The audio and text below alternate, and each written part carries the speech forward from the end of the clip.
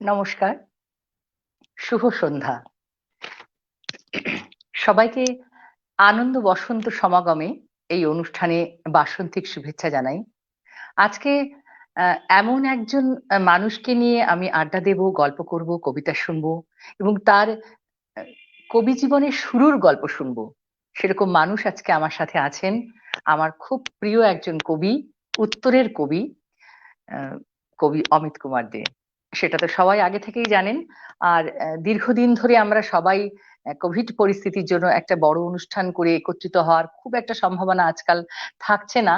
খুব ছোট, ছোট করে করছি এবং আবারও এই ভাইরাস নাকি একটা সেকেন্ড ওয়েভ আসছে। এরকম একটা ভয় আমাদের মধ্যে। যে খুব সাহস করে কোনো বড় অনুষ্ঠান করার সাহস পাই না। মীনাক্ষী এবং পেজে আমি বেশ অনেকদিন পরে আবার লাইভ অনুষ্ঠান শুরু করেছি। দীর্ঘ একটা গ্যাপ ছিল বিভিন্ন কারণেই। সেটা ব্যক্তিগত কারণ আমার। উম সময় অনলাইনে অনুষ্ঠান করতে গেলে যে মানসিক প্রস্তুতির দরকার সেটা একটু অভাব ছিল। তা এবারে দ্বিতীয়বার যখন আবার শুরু করেছি, আমি শুরুই করলাম আজকে বসন্তকালে এই একটা সন্ধ্যায়, বসন্তের এক সন্ধ্যায় কবিকে নিয়ে। আমার এক কবি বন্ধু, আমি যার অনুরাগী, যার কবিতা আমি অন্তরে ধারণ করি, যার কবিতা আমার মন খারাপ হলে পড়ি, ভালো লাগলে পড়ি, যার কবিতা খালি অনুষ্ঠানে নয়, নিজের জন্যও পড়ি। সেই মানুষকে আজকে আমাদের সঙ্গে পেয়েছি। যার কবিতার দুটো লাইন দিয়ে আমি শুরু করছি।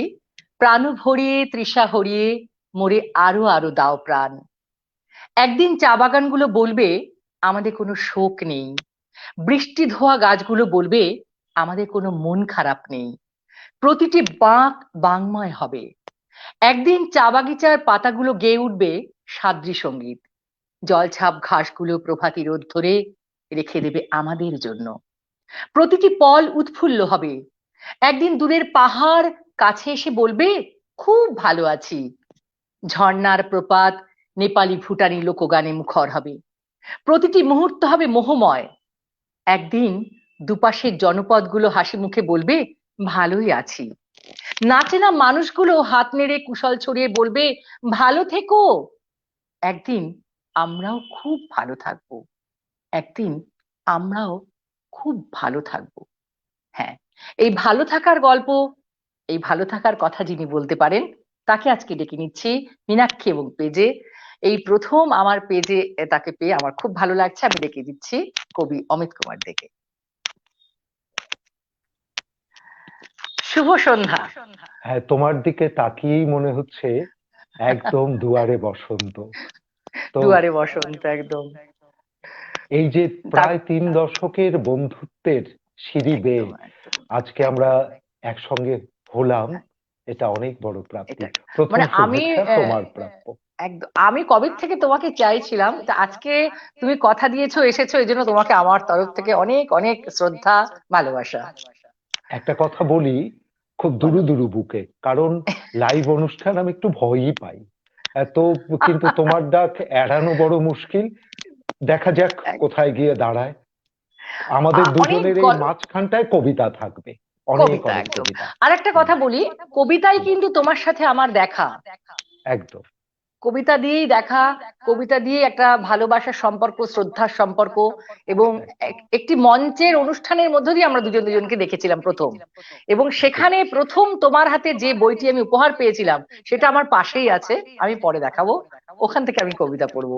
আজ অনেক গল্প, আড্ডা এবং তোমার তোমার 60-এর দশকে জন্ম এবং খুব ছোট্টবেলা, তুমি যখন দ্বিতীয় শ্রেণীতে তখন থেকে তোমার কবিতার সাথে মানে বাসা বেঁধেছো তুমি। এবং যখন তুমি ষষ্ঠ শ্রেণীতে পড়ো মনে হয় তখন তুমি সম্পাদনা কাজ শুরু করেছো। একদম। এসব গল্প আমি শুনবো, কিন্তু তার আগে একটা কবিতা আগে হয়ে যাক। তোমাকে গোটা গোটা বাংলা অক্ষরে মাটি বলে ডাকবো।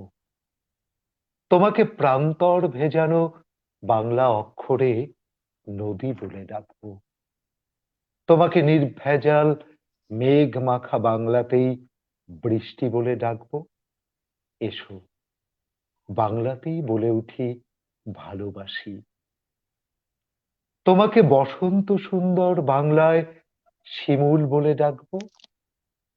তোমাকে ঝড়ের ভেতর থেকেও শুদ্ধ বাংলায় আশ্রয় বলে ডাকবো। তোমাকে রোদের পরিভাষায় বাংলা দিনেই বাংলা দিয়েই চিরন্তনী বলে ডাকি। এসো, বাংলাতেই বলে উঠি ভালোবাসি। তোমাকে মাঠ ভরা বাংলা অক্ষরে ঠিকানা বলে ডাকি। তোমাকে আবছায়া বাংলা ভাষাতে রাত্রি বলে ডাকি। তোমাকে প্রভাতী গানের মতো মরমী বাংলায় বিহান বলে ডাকি। এসো, বাংলাতেই বলে উঠি ভালোবাসি। হাত পাতো, কুড়িয়েছি বাংলা বর্ণমালা। বুক পাতো, খুলে ফেলো পাঁজরের তালা। বুকের ওপরে রাখো প্রিয়তম সব অক্ষর। পলাশের ঋতু এসে ভরে দিক বাহির ভিতর। তবুও যেহেতু পুরো গল্পটা শুরুর আগে একজন লিখেছেন শুক্লা রায়, উনি লিখেছেন মাইকে ইকো হচ্ছে। আমি তো আমারটা মিউট করে দিয়েছিলাম। আচ্ছা, মিউট করলেও কি ইকো হচ্ছে? একটু যদি আপনারা কাইন্ডলি বলে দেন তো খুব ভালো হয়। অমিতের আমার মনে হচ্ছে অমিতের মাইক্রোফোনটা কিন্তু একটু ইকো হচ্ছে। সেটা আরেকবার বললে ঠিক হবে আমার মনে হচ্ছে। আমি আগে, মাম্পি পাল লিখেছেন শুভ সন্ধ্যা। শুভ সন্ধ্যা মাম্পি। তোমাদের সবার প্রিয় কবি আজকে আমাদের সাথে আছেন, তোমরা কিন্তু সাথে থেকো। মিলি ভট্টাচার্য লিখেছেন ভালো থাকার গল্প নিয়ে শুরু, শুভ সন্ধ্যা। মীনাক্ষী এবং অমিত স্যারকে আন্তরিক শুভেচ্ছা। আমারও শুভেচ্ছা রইলো। ধীরাজ কুমার রায় লিখেছেন শুভ সন্ধ্যা। প্রলয় কুমার বিশ্বাস লিখেছেন আমার প্রিয় স্যার, আমার প্রণাম সতত। সবাইকে ধন্যবাদ। তো আমি আগে গল্পটা শুরু করি। গল্পটা হচ্ছে তোমার 60-এর দশকে জন্ম, যতটুকু আমি কবিতে তোমার পরিচয় পেয়েছি। এবং তুমি বোধহয় দ্বিতীয় শ্রেণী থেকেই তোমার কবিতার প্রতি একটা অনুরাগ। এটা কি ঠিক বলেছি আমি? মানে এটা আমি যতটুকু তোমাকে আমি জেনেছি, পড়েছি তোমাকে আর কি। একদম, তুমি অনেকটাই ঠিকঠাক জায়গায় গেছো। আচ্ছা। আমার আসল আমার জন্ম দিনহাটা হাসপাতালে, একদম সরকারি আচ্ছা, হাসপাতালে জন্মেছি আমি। দিনহাটায়। আহ দিনহাটায়। তুমি, আমার ভালো লাগলো, এই প্রথম বোধহয় আমার হুম। নিজের কথা কেউ জানতে চাইছে এই না, আমি মাধ্যমে, তোমার শুধু না। কবি হয়ে ওঠার গল্পটা শুনবই। কারণ তোমার সাথে কাগজ কলমের একটা বন্ধুত্ব কিভাবে শুরু হয়েছিল, ও হঠাৎ করে হতে পারে না। তুমি একদম। যেমন সব সময় লিখে যাও আমি দেখি, চলতে চলতে বসতে বসতে, সেন এই তোমার কবি হয়ে ওঠার গল্পটা, অতীতটা বলো, তারপরে আমি আচ্ছা, বর্তমানে আসবো। আমি একটু একদম আমার, তুমি যে দ্বিতীয় তৃতীয় শ্রেণীতে পৌঁছে গেছো তার আগের একটু বলি। এই অমিত, আমার নাম তো শুদ্ধ উচ্চারণে অমিত। হ্যাঁ, তো সেই অমিত উচ্চারণে দু চারজন মানুষ ডাকেন আমাকে শুদ্ধ উচ্চারণে। তো আমার এই কবি হয়ে ওঠা বেশ মজাও লাগবে শুনতে। আমি বিশ্বাস করি আমার মায়ের গর্ভ থেকেই। এই নামটা তো মা আমাকে জন্ম দিতে যাবার আগেই শেষের কবিতা পড়েছিলেন। অমিত রায়ের প্রেমে পড়েছিলেন অবধারিত ভাবে। তো সেই অমিত রায়কে নিয়েই তিনি হাসপাতালে গিয়েছিলেন। তারপর আমি জন্মাবার পর আর অন্য কোনো নাম মা ভাবেননি, ও অমিতই করে দিলেন। সেটাই উচ্চারণের বিভ্রমে অমিত হয়ে গেছি। যাই হোক, আমার মার বিয়ে হয়েছিল একদম গ্রামে, দিনহাটা থেকে গোসানিমারি যাবার পথে একটি ছোট্ট গ্রাম। গ্রামটির নামের আগেও ছোট, ছোট বোয়ালমারি। কেউ কবে বোয়াল মাছ ধরতো হয়তো। তো সেখানেই আমার জন্ম এবং আমার বেড়ে ওঠা, একদম শৈশব আমার বেড়ে ওঠা। আমার পড়াশোনা শুরু ছোট বোয়ালমারি নিম্ন বুনিয়াদী বিদ্যালয়, সরকারি একটি প্রাথমিক বিদ্যালয়। তো ওই সময়ে কেবল স্কুলে পা রাখছি, এ সময়েই একদিন মা আমার খুব প্রচন্ড রাগী মানুষ, প্রচন্ড ক্ষণে ক্ষণে রেগে যান। তো কোনো কারণে ছেলের ওপর প্রচন্ড রাগ হয়েছে, হয়তোবা ছেলেরই দোষ ছিল। মা আমাকে খুব মেরেছেন। এবার তো হাসবে, বাংলা কবিতায় পিটিয়ে কবিতা লেখা, সেটাও কিন্তু অমিত দিয়ে শুরু হলো হয়তোবা। পিটিয়ে টিটিয়ে একটি ঘরে, গ্রামের ঘরে, আমাদের বাড়িতে একটি ঘরে আমাকে ঢুকিয়ে বাইরে থেকে একদম তালাবন্দি করে রেখেছেন, কেউ যাতে আমাকে বের না করতে পারে, এমনই রাগ ছিল মার। তো ওখানে অনেকক্ষণ কেঁদেছি, ছিঁড়েছি এটা সেটা করেছি, তাণ্ডব করেছি ঘরে। করবার পর আমার প্রবলতর অভিমান হয়েছে মায়ের প্রতি। আমি টেবিলে কাগজ আর কলম পাই, সম্ভবত আমার দিদির পড়বার, কিংবা আমার বাবারও হতে পারে। তো সেই কাগজ কলম নিয়ে আমি বিছানায় চলে আসি। প্রথমে ভেবেছি ওগুলো সব ছিঁড়বো, কিন্তু হঠাৎ মনে হলো মাকে একটা চিঠি লিখি। এই ছোট্টবেলায় আমি কাঁদতে কাঁদতে কিছু লাইন লিখতে লিখতে ঘুমিয়ে পড়েছিলাম, বিছানাতেই ঘুমিয়ে পড়েছিলাম। আমার প্রথম কবিতা। তো তারপর কতক্ষণ গেছে জানি না, প্রবল খিদে পেয়েছে, বিকেল বেলা আমার দরজা খোলা হয়েছে। তারপর মা নিয়ে গেছেন, খাওয়া দাওয়া হয়েছে, রাগ অভিমান একটু তরল হয়েছে। সন্ধেবেলায় সম্ভবত আমার পিসি বাড়ি এসে ওই খাতাটি বিছানার উপরে পান, কাগজগুলো যেখানে আমি কিছু লিখেছিলাম বড় বড় অক্ষরে। তো সেটা পেয়ে পিসি বলল, বাবুন এটা তুই লিখেছিস? আমার ডাকনাম বাবুন বলে ডাকতো, এখনো গুটি কয় খুব অল্প কজন মানুষ বাবুন ডাকবার মানুষগুলো হারিয়ে গেল। তো তো যাই হোক, আমার পিসি বললেন, এই কবিতাটি তুই লিখেছিস? কবিতা কি জানি না তো। ওই প্রথম একটি শব্দ ভেতরে ঢুকে গেল, কবিতা। এটা কবিতা? ওই যে শুরু করেছি, তার পরদিন আবার লিখতে বসেছি। পরদিন রাগ ছিল না, কিন্তু সামনের পেয়ারা গাছটি ছিল বিষয়। হ্যাঁ, তারপরে আমার বাগানে যে খেলে বেড়ায় ছাগলগুলো, তারা হয়ে উঠলো বিষয়। এভাবে করতে করতে এই লেখায় কখন ঢুকে পড়লাম নিজেও জানি না, এবং অনর্গল ওই বয়স থেকে এখন অব্দি লিখেই চলেছি, ছাড়তে পারছি না। এই লেখার এই লেখার নেশাটা তোমার একটা ভেতরে যন্ত্রণা থেকে কিন্তু শুরু হয়েছিল, আমি যেটা বুঝতে পারলাম। মার এখন মার যে আহ, উম, রাগটা সেই সময় হয়েছিল, তোমার সেই মুহূর্তে একটা যন্ত্রণা হয়েছিল। সেই মুহূর্তে একটা যন্ত্রণা হয়েছিল, সেখান থেকেই তোমার, তার মানে মার ওই রাগটা কিন্তু ওই মুহূর্তের জন্য আমি বলবো তোমার ভালো হয়েছিল, তোমার জীবনের কবি হয়ে ওঠা আর কি। শুধু মা কেন, তুমি যদি বলো এই হ্যাঁ, প্রায় পড়ন্ত বেলার দিকে যেতে যেতেও হ্যাঁ, হ্যাঁ, হ্যাঁ, যন্ত্রণাই তো লেখাচ্ছে। সেই কত সেই যন্ত্রণা, একটার পর একটা যন্ত্রণাই তো লেখায়, নইলে লেখা সেখান হয়তো থেকে থেমে বেরিয়ে এসে। যেতাম। ঠিক। হুম।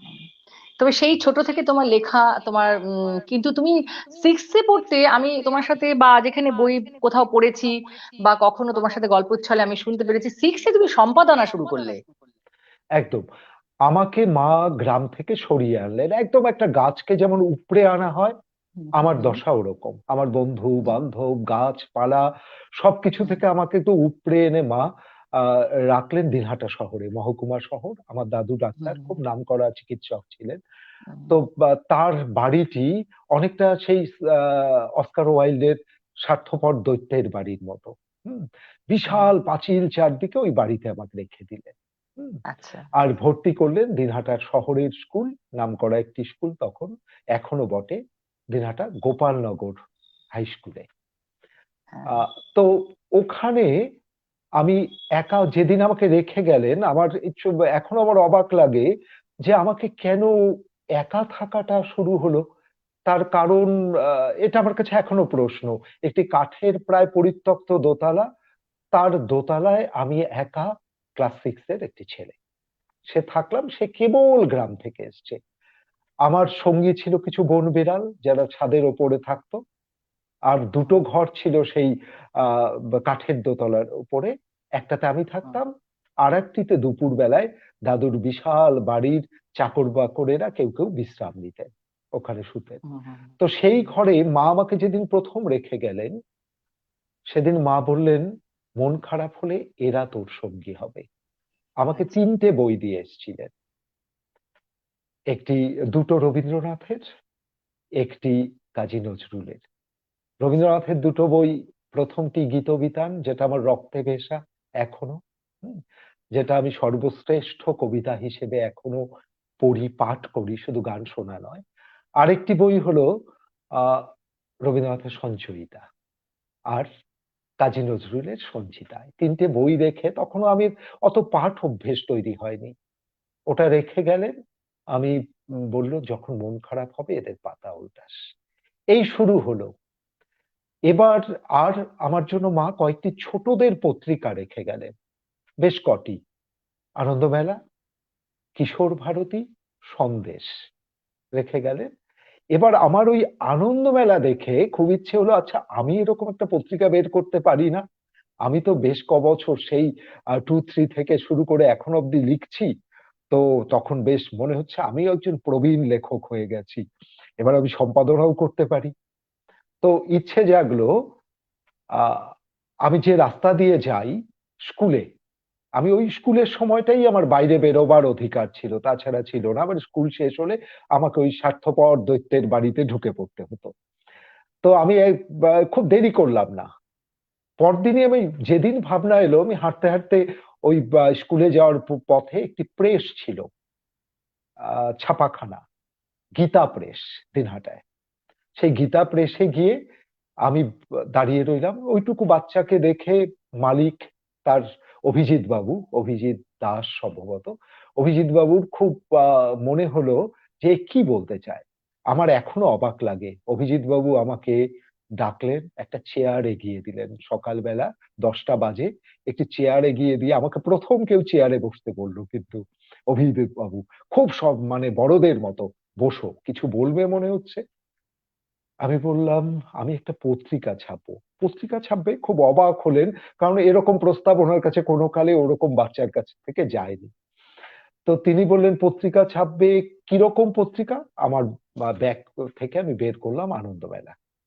তো বের করে তিনি নাড়াঘাটা করে আমাকে, একটু অন্য কেউ হেসে ফেলতেন, উনি কিন্তু গম্ভীর ছিলেন, আমাকে বললেন, আচ্ছা শোনো, এটা অফসেটে ছাপা।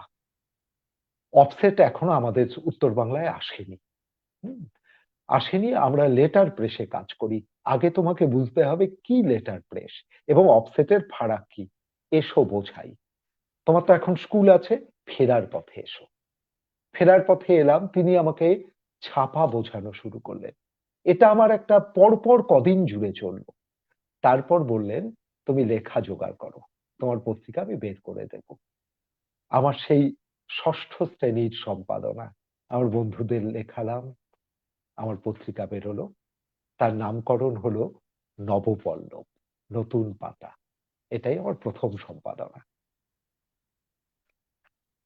নবপল্লব নামটা শুনে খুব ভালো লাগছে। একটু ইকো হচ্ছে আমারটা, যখনই আমি দুজনের মাইক্রোফোনটা একসাথে হচ্ছে একটু ইকো হচ্ছে।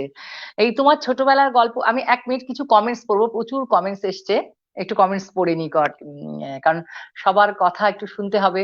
কারণ আজকে কবি অমিত কুমার দের অনুরাগী এবং পাঠক এত আমি জানি উত্তরে, প্রচুর পাঠক উত্তরে কবি অমিত কুমার দেখি চেনে না এমন কেউ নেই। এবং আমার ছোটরা তো সবসময় আজকে, আমার ছোটরা মানে সৃজনী বা আমার কিশোর অনেক বাচ্চারা, অমিত কুমার দিয়ে আমরা দেখবো আমরা দেখবো, মানে ওদের কাছে একটা মানে অন্যরকম ভাবনা। আমি দেখেছি। আজকে আমাকে সন্দীপন বলছে, বড় মিস আমি লিঙ্ক পাঠাবে, আমি দেখবো। তো এরকম আজকে আমি কিছু কমেন্টস পড়ি। প্রলয় কুমার বিশ্বাস লিখেছেন, এখন ঠিক আছে। আসলে মাঝে মাঝে দুটো মাইক্রোফোন একসাথে চললে আমার মনে হচ্ছে ইকো হচ্ছে। মালবিকা চাকি দত্ত লিখেছেন, সঙ্গে আছি। আবিরা শিলিগুড়ি থেকে লিখেছে, আহ আবিরা সেনগুপ্ত, শিলিগুড়ি না, এটা বোধহয় তোমাদের ওদিকেই বোধহয় আবিরা। শুনছি প্রিয় মানুষ, সাথে আছি। সীমা লিখেছে, আমাদের ভালোবাসার মানুষ সীমা। আহ প্রণাম স্যার, ওটা বানানটা ভুল হয়েছে, প্রণাম হবে, প্রণাম স্যার, মুগ্ধ হলাম অমায়িক অনুষ্ঠান। ডালিয়া জলপাইগুড়ি থেকে লিখেছে, সঙ্গে আছি। নাগরাকাটা থেকে আলোকপর্ণা সেনগুপ্ত লিখেছে, কবি শৈশব ও তার জীবনের কবিতার জন্ম শোনার অনুভব সত্যি অন্যরকম। মৌ সরকার লিখেছেন, অমিত দার ছোটবেলার গল্প অনেক আমার শোনা, তবু এখন শুনতে ভালো লাগছে।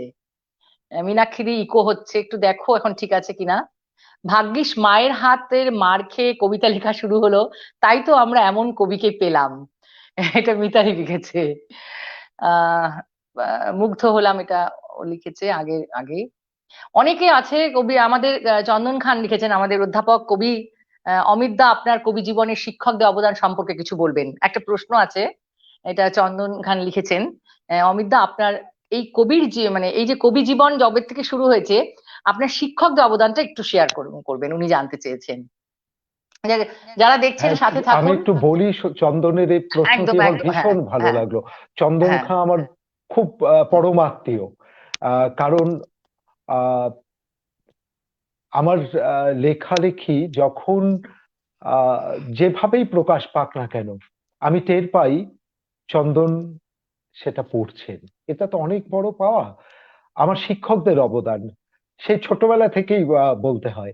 আমি যে স্কুলটির কথা বললাম, একটি ক্লাস 3 ছেলে, তৃতীয় শ্রেণীর ছেলে, আমাদের হেড স্যার অন্নদা শঙ্কর রায়। তিনি কি করে আমাকে চিনলেন এখনো আমার কাছে বিস্ময়। তিনি আমাকে বিশ্বাস করে সেবার স্কুলের বার্ষিক অনুষ্ঠান, ওখানে বেশ ঘরের মধ্যেই বড় করেই বার্ষিক অনুষ্ঠান হতো, তৃতীয় শ্রেণীর ছাত্রটিকে বললেন, অমিত, এবার আমাদের স্কুল থেকে একটি নাটক হবে, এই নাটকটি তুমি লিখবে। আমি তার আগে নাটক লিখিনি। বলল, আমি বলবো কি করে নাটক লিখতে হয়। অন্নদা শঙ্কর রায় তিনি আমাকে উৎসাহিত করলেন। আমি নাটক লিখলাম রঘু ডাকাত, কারণ তখন গল্প শুনেছি, ডাকাত, রূপকথা, এগুলো গল্প তো আমাদের রক্তে মেশা। তো তিনি আমাকে দিয়ে লিখিয়ে নিলেন, তৃতীয় শ্রেণীর একটি ছেলেকে দিয়ে, রঘু ডাকাত। তো শুধু লিখিয়ে নেওয়া নয়, আমাদের বার্ষিক অনুষ্ঠানে সেই নাটকটি মঞ্চস্থ হলো। তো এই শিক্ষকদের চরণ ছুঁয়েই তো এগোনো। তারপরে এক এক করে অনেক শিক্ষকরাই এলেন, যারা ক্রমাগত আমাকে ঋদ্ধ করলেন।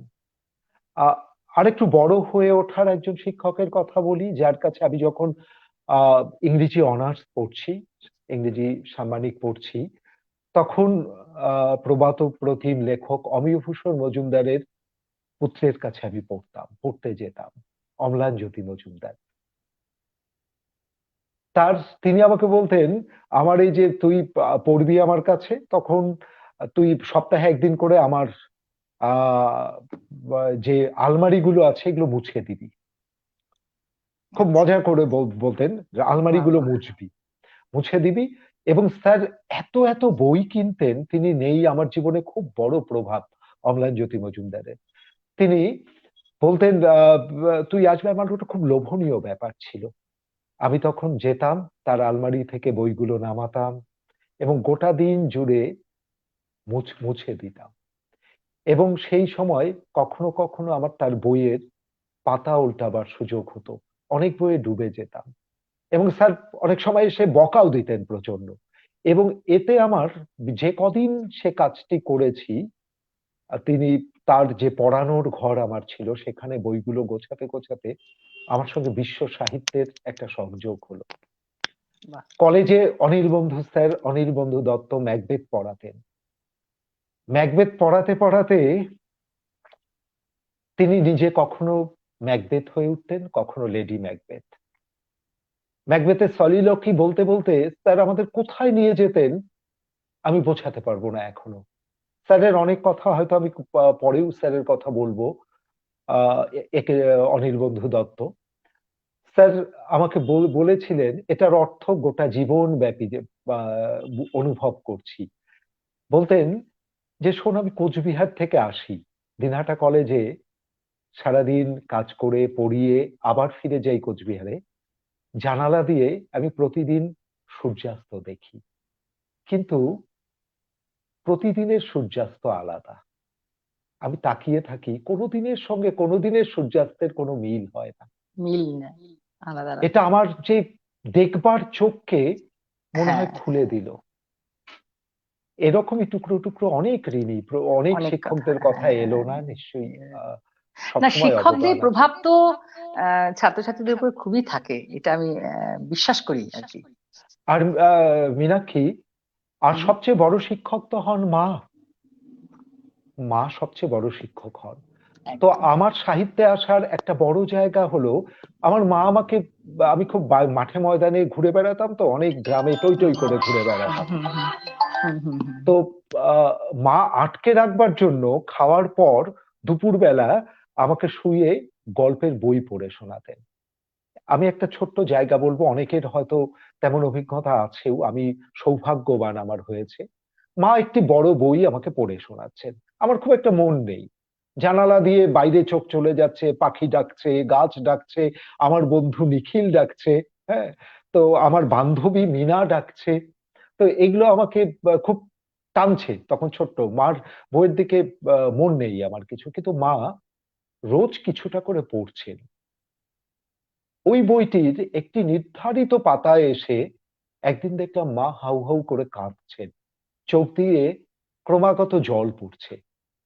তখন আমি থমকে গেলাম। আচ্ছা, একটা বইটা পড়তে পড়তে মা কাঁদছেন কেন? আমি খুব সতর্ক হয়ে দেখলাম বইটির পাতা কত। পাতাটি দেখে ওই পাতাটি আমি মনে রেখে দিলাম, এবং পরবর্তীতে মা যখন বিকেল সন্ধ্যাবেলা, আমি ওই বইটি নিয়ে ওই পাতাটি মুড়ে রেখেছিলাম, এবং এই মোড়ানো পাতা দীর্ঘদিন ছিল। আমি যখন একটু বড় হলাম, যখন বুঝবার বয়স হলো, ওই বইটি আমাকে টানলো। ওই বইটি পড়তে পড়তে ওই পাতাটিতে যখন আমি পৌঁছলাম, আমিও কাঁদলাম, আমার চোখ দিয়ে টপ টপ করে জল পড়লো। যখন দুর্গা দিদি মারা গেলেন, ওটা পথের পাঁচালী ছিল। তো মা দুর্গা মৃত্যুর বর্ণনা, তারপরে তার বাবা ফিরে আসবার যে বর্ণনা, যেটা পড়ো, তখন আমি কোনো সিনেমা দেখিনি। তো পরবর্তীতে আসতেও পারে কথায়, সত্যজিৎ রায়ের সঙ্গে আমার একটা ব্যক্তিগত সংযোগ তৈরি হয়েছিল সন্দেশ পত্রিকার সূত্রে। তো সেখানে আমার মনে হলো সাহিত্য এতটা পারে, চোখে জল এনে দিতে পারে। তো এভাবেই সাহিত্য রক্তে ঢোকা।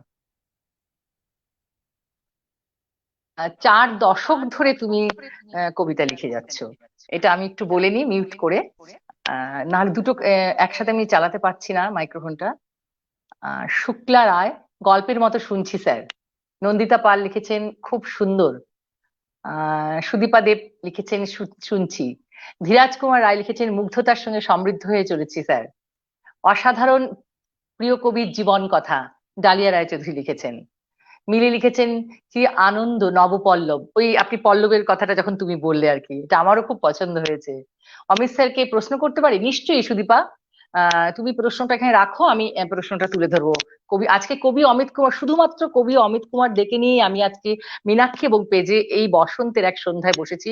অনেক গল্প শুনবো, তার কবি হয়ে ওঠার গল্প, তার কাগজ কলমকে কিভাবে তিনি ভালোবেসে ফেলেছেন।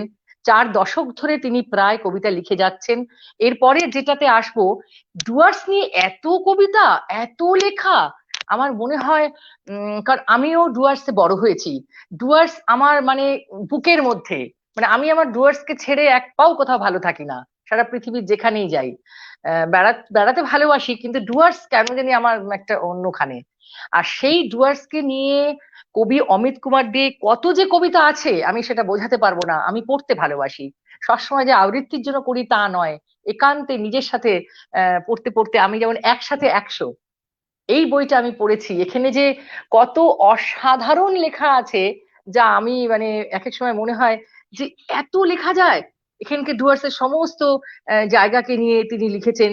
হাত তুলে পাহাড়েরা ডাকছে, রোদ্দুরে ওরা ছবি আঁকছে, যদ্দূরে চোখ যায় মিষ্টি, সুন্দর হয়ে যায় দৃষ্টি। এরকম লেখা মানে কে লিখতে পারেন?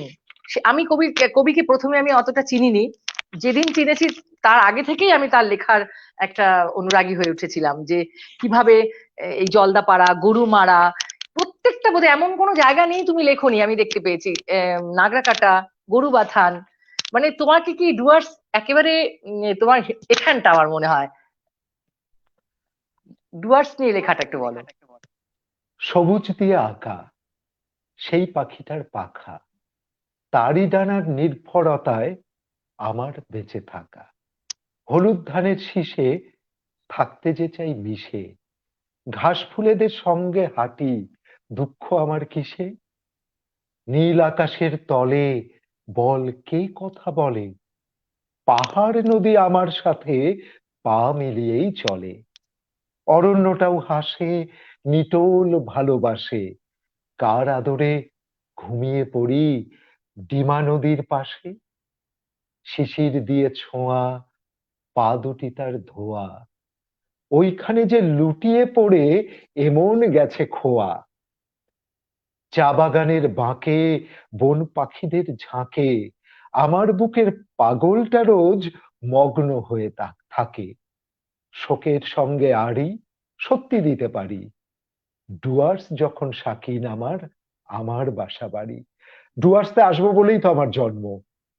আহ সেই ছোট বোয়ালমারি গ্রামে বড় হলাম যখন, আমার এক দাদা এখানে বীরপাড়ার পাশে একটি চা বাগানে কাজ করতেন। তিনি মাঝে মাঝে আমার দাদুর বাড়িতে আসতেন। হুম, তো সেই দাদার সঙ্গে আমি খুব ঘুরে বেড়াতাম, তখন আমি হয়তো 8-9-এ পড়ি। খুব খাতির ছিল দিলীপ দা। দিলীপ দার কাছে আমি খুব আবেদন করতাম, দাদা আমি যখন একটু বড় হব তোমার মতো আমাকে একটা চা বাগানের চাকরি জুটিয়ে দেবে। দাদা বারবার কথা ঘুরিয়ে দিত। আমি কিন্তু ভুলিনি। আমি যখন গ্রাজুয়েশন করছি তখনও বলেছি পড়াশোনা ছেড়ে দেব, তুমি আমাকে যদি একটা চা বাগানের চাকরি দাও, ছোট্ট গাছে জল দেওয়ার চাকরি বা অন্য কিছু গাছ কাটার মালির চাকরি, যাই দাও না কেন, আমি পড়াশোনা বাদ দিয়ে ওখানেই যাব। সেটা যখন হলো না, দাদা কোনোদিন কাড়ে নেননি। হুম। আমার খুব অভিমান হতো। আহ, কিন্তু তারপর আমি যখন এমএ পড়ছি, তখনও কিন্তু আমার একটাই স্বপ্ন, কি করে ডুয়ার্সে এসে শিকড় গাড়বো। এবং যখন আমাকে ডেকে আনা হলো, প্রায় নাথুয়ায় আমার প্রথম চাকরি, শিক্ষকতা চাকরি, নাথুয়ায় আমাকে প্রায় ডেকে আনা হয়েছিল, শুধু এসছি ডুয়ার্সের টানে, ডুয়ার্সকে ভালোবেসে। তারপর আমি ডুয়ার্সের মানুষ। হ্যাঁ, সেই জন্য তোমার হাত দিয়ে ডুয়ার্সে লেখা এত এত এত, আমি মানে আমি তো ভীষণই ভক্ত আমার। আর অনেকগুলো কথা আরো আমার বলার আছে, কারণ অনেক কিছু সাজিয়েছি, কিন্তু যখন আড্ডা দিতে বসেছি না, মনে হচ্ছে আমি কোথায় যাব, তোমার কথাটাকে গালে হাত দিয়ে বসে শুনি, তোমার ছোটবেলার কথা। আমরা হয়তো দেখা হয়েছে অনেক জায়গায়, কিন্তু আমাদের কখনো এভাবে শুধুমাত্র আমরা মানে আড্ডা দিয়ে এভাবে এতটা আমরা পারিনি। আজকে আমার এই পেজে তুমি এসছো। তোমাকে কতগুলো কথা আমি প্রশ্ন করবো ভেবেছিলাম। যেমন ধরো, তুমি শ্রুতি নাটক, আবৃত্তি চর্চা, এবং সেই সাথে তুমি কিন্তু আকাশবাণী প্রত্যুষায় 5 বার সেরা লেখকের সম্মান পেয়েছো আকাশবাণীতে। মানে তুমি লেখাটাকে কোথায়, কোন পর্যায়ে নিয়ে গেছো, তোমার লেখা ছাড়া বোধহয় তোমাকে যদি বলা হয় যে তুমি না 5 দিন কাগজ আর কলম ধরবে না, তোমার কেমন লাগবে বলো তো? বাঁচবো না আমি, আমি বাঁচবো না, কারণ আমি সকালবেলা উঠেই আমি প্রথম কিছু লাইন লিখি। হেঁটে এসে বসে হাত মুখ ধুয়ে আমি প্রথম কাজ আমি কিছু লিখি বা পড়ি। হুম। এটা আচ্ছা আমার আচ্ছা, রক্তে তো মেশানো, সেই রক্তে ছোট্টবেলা থেকে মেশানো এখন। হবে না, হ্যাঁ। ঘুমোতে যাওয়ার আগেও তাই। তো এই অভ্যেস অনেকে বলেন, কখনো কখনো হয়তো ব্যঙ্গাত্মক হয়েও বলেন, হুম যেমন হুম আমি হুম হুম। ছন্দে লিখতাম। এই জায়গাটা হ্যাঁ, সবার জানা দরকার খুব পরিষ্কার এই যে করে, তোমার এই কারণ এই বইটা, এই বইতে বোধহয় ছন্দেই বেশি আছে। হ্যাঁ, এখানকার খুব জনপ্রিয় দৈনিক উত্তরবঙ্গ সংবাদই তো আমার কয়েকশো হুম, ছড়া ছেপেছে। হ্যাঁ প্রায় হ্যাঁ হ্যাঁ প্রত্যেক শনিবারই আমার এক সময় ছন্দের লেখা থাকতো। হ্যাঁ হ্যাঁ হ্যাঁ তো এটা একটা অদ্ভুত কাণ্ড ঘটলো জানো, আমি হ্যাঁ যখন হ্যাঁ। ছন্দে লিখছি ছোট্টবেলা থেকে, হুম আমি হুম কিন্তু এই লেখাতেও, হুম যারা আমার পাঠক তারা জানেন, হুম হুম। ছড়া এবং কবিতার মধ্যে একটা সেতু বেঁধেছি, বাঁধবার চেষ্টা আচ্ছা করেছি চিরদিন। হুম। আচ্ছা। আমার আহ ছন্দের লেখাতেও চিত্রকল্প আসে, আহ ভাষার প্রয়োগও সেখানে হয়তো বা কেউ কেউ পড়লে, যারা মনস্ক পাঠক তারা আমাকে বলেছেন, যেমন সমর হুম, চৌধুরী চলে গেছেন, বিখ্যাত হ্যাঁ হ্যাঁ হ্যাঁ। নাট্যকার, আকাশবাণীর কথা বললেন, রাষ্ট্রপতি পুরস্কার পেয়েছিলেন, আমার ছন্দ হুম প্রচন্ড ভালোবাসতেন। কবি বেনু দত্ত রায়, হ্যাঁ, তিনি তো হুম, কিংবদন্তি কবি আমার উত্তর বাংলার। একদম প্রায় আমরা একদম। বলি সর্বশ্রেষ্ঠ কবিদের মধ্যে একজন কবি হচ্ছে উত্তর কবি বাংলার। বেনু দত্ত রায়, হ্যাঁ হ্যাঁ। হ্যাঁ, বেনু দত্ত রায় আমার ছন্দের লেখা পড়েই আমাকে ফোন করে প্রথম ওনার কাছ থেকে আমি টেলিফোন পেয়েছিলাম। তিনি আমাকে আচ্ছা বলেছিলেন, তোমার বয়স কত আমি জানি না, যদি চাকরি করো চাকরিটা ছেড়ে দাও, দিয়ে তুমি আচ্ছা। কলকাতায় যাও। কলকাতায় যাও এবং শুধু তুমি ছন্দে লেখো। কবিতা এবং ছন্দের মধ্যে, ছড়ার মধ্যে তুমি যে আত্মীয়তা তৈরি করেছো, এটা বাংলা কবিতায় নতুন। আমি আশীর্বাদ হিসেবে নিয়েছি। সমর চৌধুরী আমার ছন্দের লেখা পড়ে একদিন ফোনে হাউ হাউ করে কাঁদছেন, জানি না শ্বেতা শুনছে কিনা, ওনার কন্যা শ্বেতা হ্যাঁ, জানে সেটা সে তো জানে অভিজ্ঞতা। আজকে। শ্বেতা সরখেল, আহ, ও এই অভিজ্ঞতা, ও সাক্ষী। তিনি কাঁদছেন, আমার একটা উত্তরবঙ্গ সংবাদে শনিবার একটা ছড়া বেরিয়েছে, হ্যাঁ পড়ে হ্যাঁ। কাঁদছেন। এবং ওই ছড়াটি পড়ে উনি কাঁদতে কাঁদতে, আমার অনেক বড়, এর মধ্যে বিন্দু মাত্র কিন্তু ভাববে না অহংকার রয়েছে, কারণ অমিত কোনোদিন অহংকারী নয়। অহংকার এটা কে এটা আমি বহু বুঝেছি, জানি শত আমি। যোজন দূরে অমিত। তো হ্যাঁ উনি কাঁদতে কাঁদতে আমাকে বলছেন ফোনে, হাউ হাউ করে হিচকি উঠছে কাঁদতে কাঁদতে, কবিতাটা, একটি কবিতা পড়ে হ্যাঁ। সমর চৌধুরী আমাকে বলছেন, অমিত হুম, তুমি কেন একাডেমি পাবে না, তুমি কেন সাহিত্য একাডেমি পাবে না। একদম পাবে এই না। কথাটি শুনে যেন আমার জীবনের সর্বশ্রেষ্ঠ পাওয়া, আমি কেঁদে ঠিক। দিয়েছি। উল্টো দিক হ্যাঁ। দিয়ে আমি বললাম, এই তো হুম পেলাম আমি হুম হুম। সাহিত্য একাডেমি। এই তো আমি আপনি একাডেমি বললেন পুরস্কার আমার ঠিক। হাতে, আপনি বললেন আমার সাহিত্য একাডেমি পুরস্কার আমি পেয়ে গেলাম। তো এই যে ছন্দে লিখলাম, দেখবে হুম। ছন্দে আমি, তুমি বললে প্রত্যেকটি জায়গাকে তুলে আনা, এটা আমি একসময় করেছি।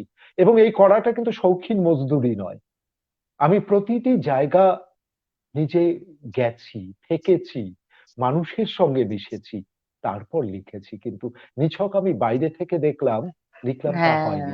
না না, সেটা অবশ্যই না, সেটা বুঝতে পারি আমরা, যে সেই সেটাই। জায়গা এবং সেই প্রকৃতিকে একেবারে তুমি ধারণ করো, সেজন্যই। ভালোবাসি, ভালোবাসি। শ্যামশ্রী যে লিখেছে, দেখছি অনুষ্ঠান খুব ভালো লাগছে। অর্পিতা দেব নমস্কার জানিয়েছেন স্যারকে। মলয় শিকদার লিখেছে অমিত দা ইজ গ্রেট। সঞ্জিতা অধিকারী লিখেছেন, আমাদের গর্ব, প্রিয় কবি, আমাদের বিদ্যালয়ের প্রধান শিক্ষক অমিত স্যার। ভালো থাকবেন, সুস্থ থাকবেন স্যার, প্রণাম নেবেন। হ্যাঁ, শিক্ষক হিসেবে এই যে সবার কাছ থেকে পাওয়া, এটা বিশাল ব্যাপার। কয়েকটা প্রশ্ন এখানে আছে, আমি একটু বলে আবার তোমার কথায় যাচ্ছি। উম ভালোবাসা জানিয়েছেন জাহাঙ্গীর আলম, খুব ভালো লাগছে অনুষ্ঠান রিমা, ধন্যবাদ। নন্দিতা, আপনি এত সুন্দর কথা বলেন, আজ তো আরো ভালো লাগছে, নন্দিতা লিখেছেন আপনাকে। সুশান্ত নন্দী লিখেছেন, উত্তরে বারান্দায় এই অমিত লাবণ্য আমাদের বিস্ময়। বাহ, এই খুব সত্যি এটা। আহ শেখর দে সরকার লিখেছেন, খুব ভালো লাগলো। প্রলয় কুমার বিশ্বাস লিখেছেন, আপনার শান্ত সহজ কথা মনকে ছুঁয়ে যায়, এটা একদম ঠিক। শ্যামলী দাস লিখেছেন, শুনছি দারুণ লাগছে। বাপি রবি দাস লিখেছেন, অমিত স্যার আমাদের আদর্শ, তার সুললিত বাকঝংকারে তার প্রতিটি কথাই সাহিত্য মনে হয়। এটা একদম সহমত পোষণ করছি আমি। সঞ্জিতা অধিকারী লিখেছেন, আমরা আরো অনেক কিছু শোনা অপেক্ষায় আছি, আপনার খুব সুন্দর কথাগুলো। নিশ্চয়ই আপনাদেরও যদি কিছু প্রশ্ন থাকে কবি অমিতকে, আপনারা লিখুন, নিশ্চয়ই উনি বলবেন। হ্যাঁ, এটা সীমা লিখেছে, এই প্রশ্নটা আমারও আছে।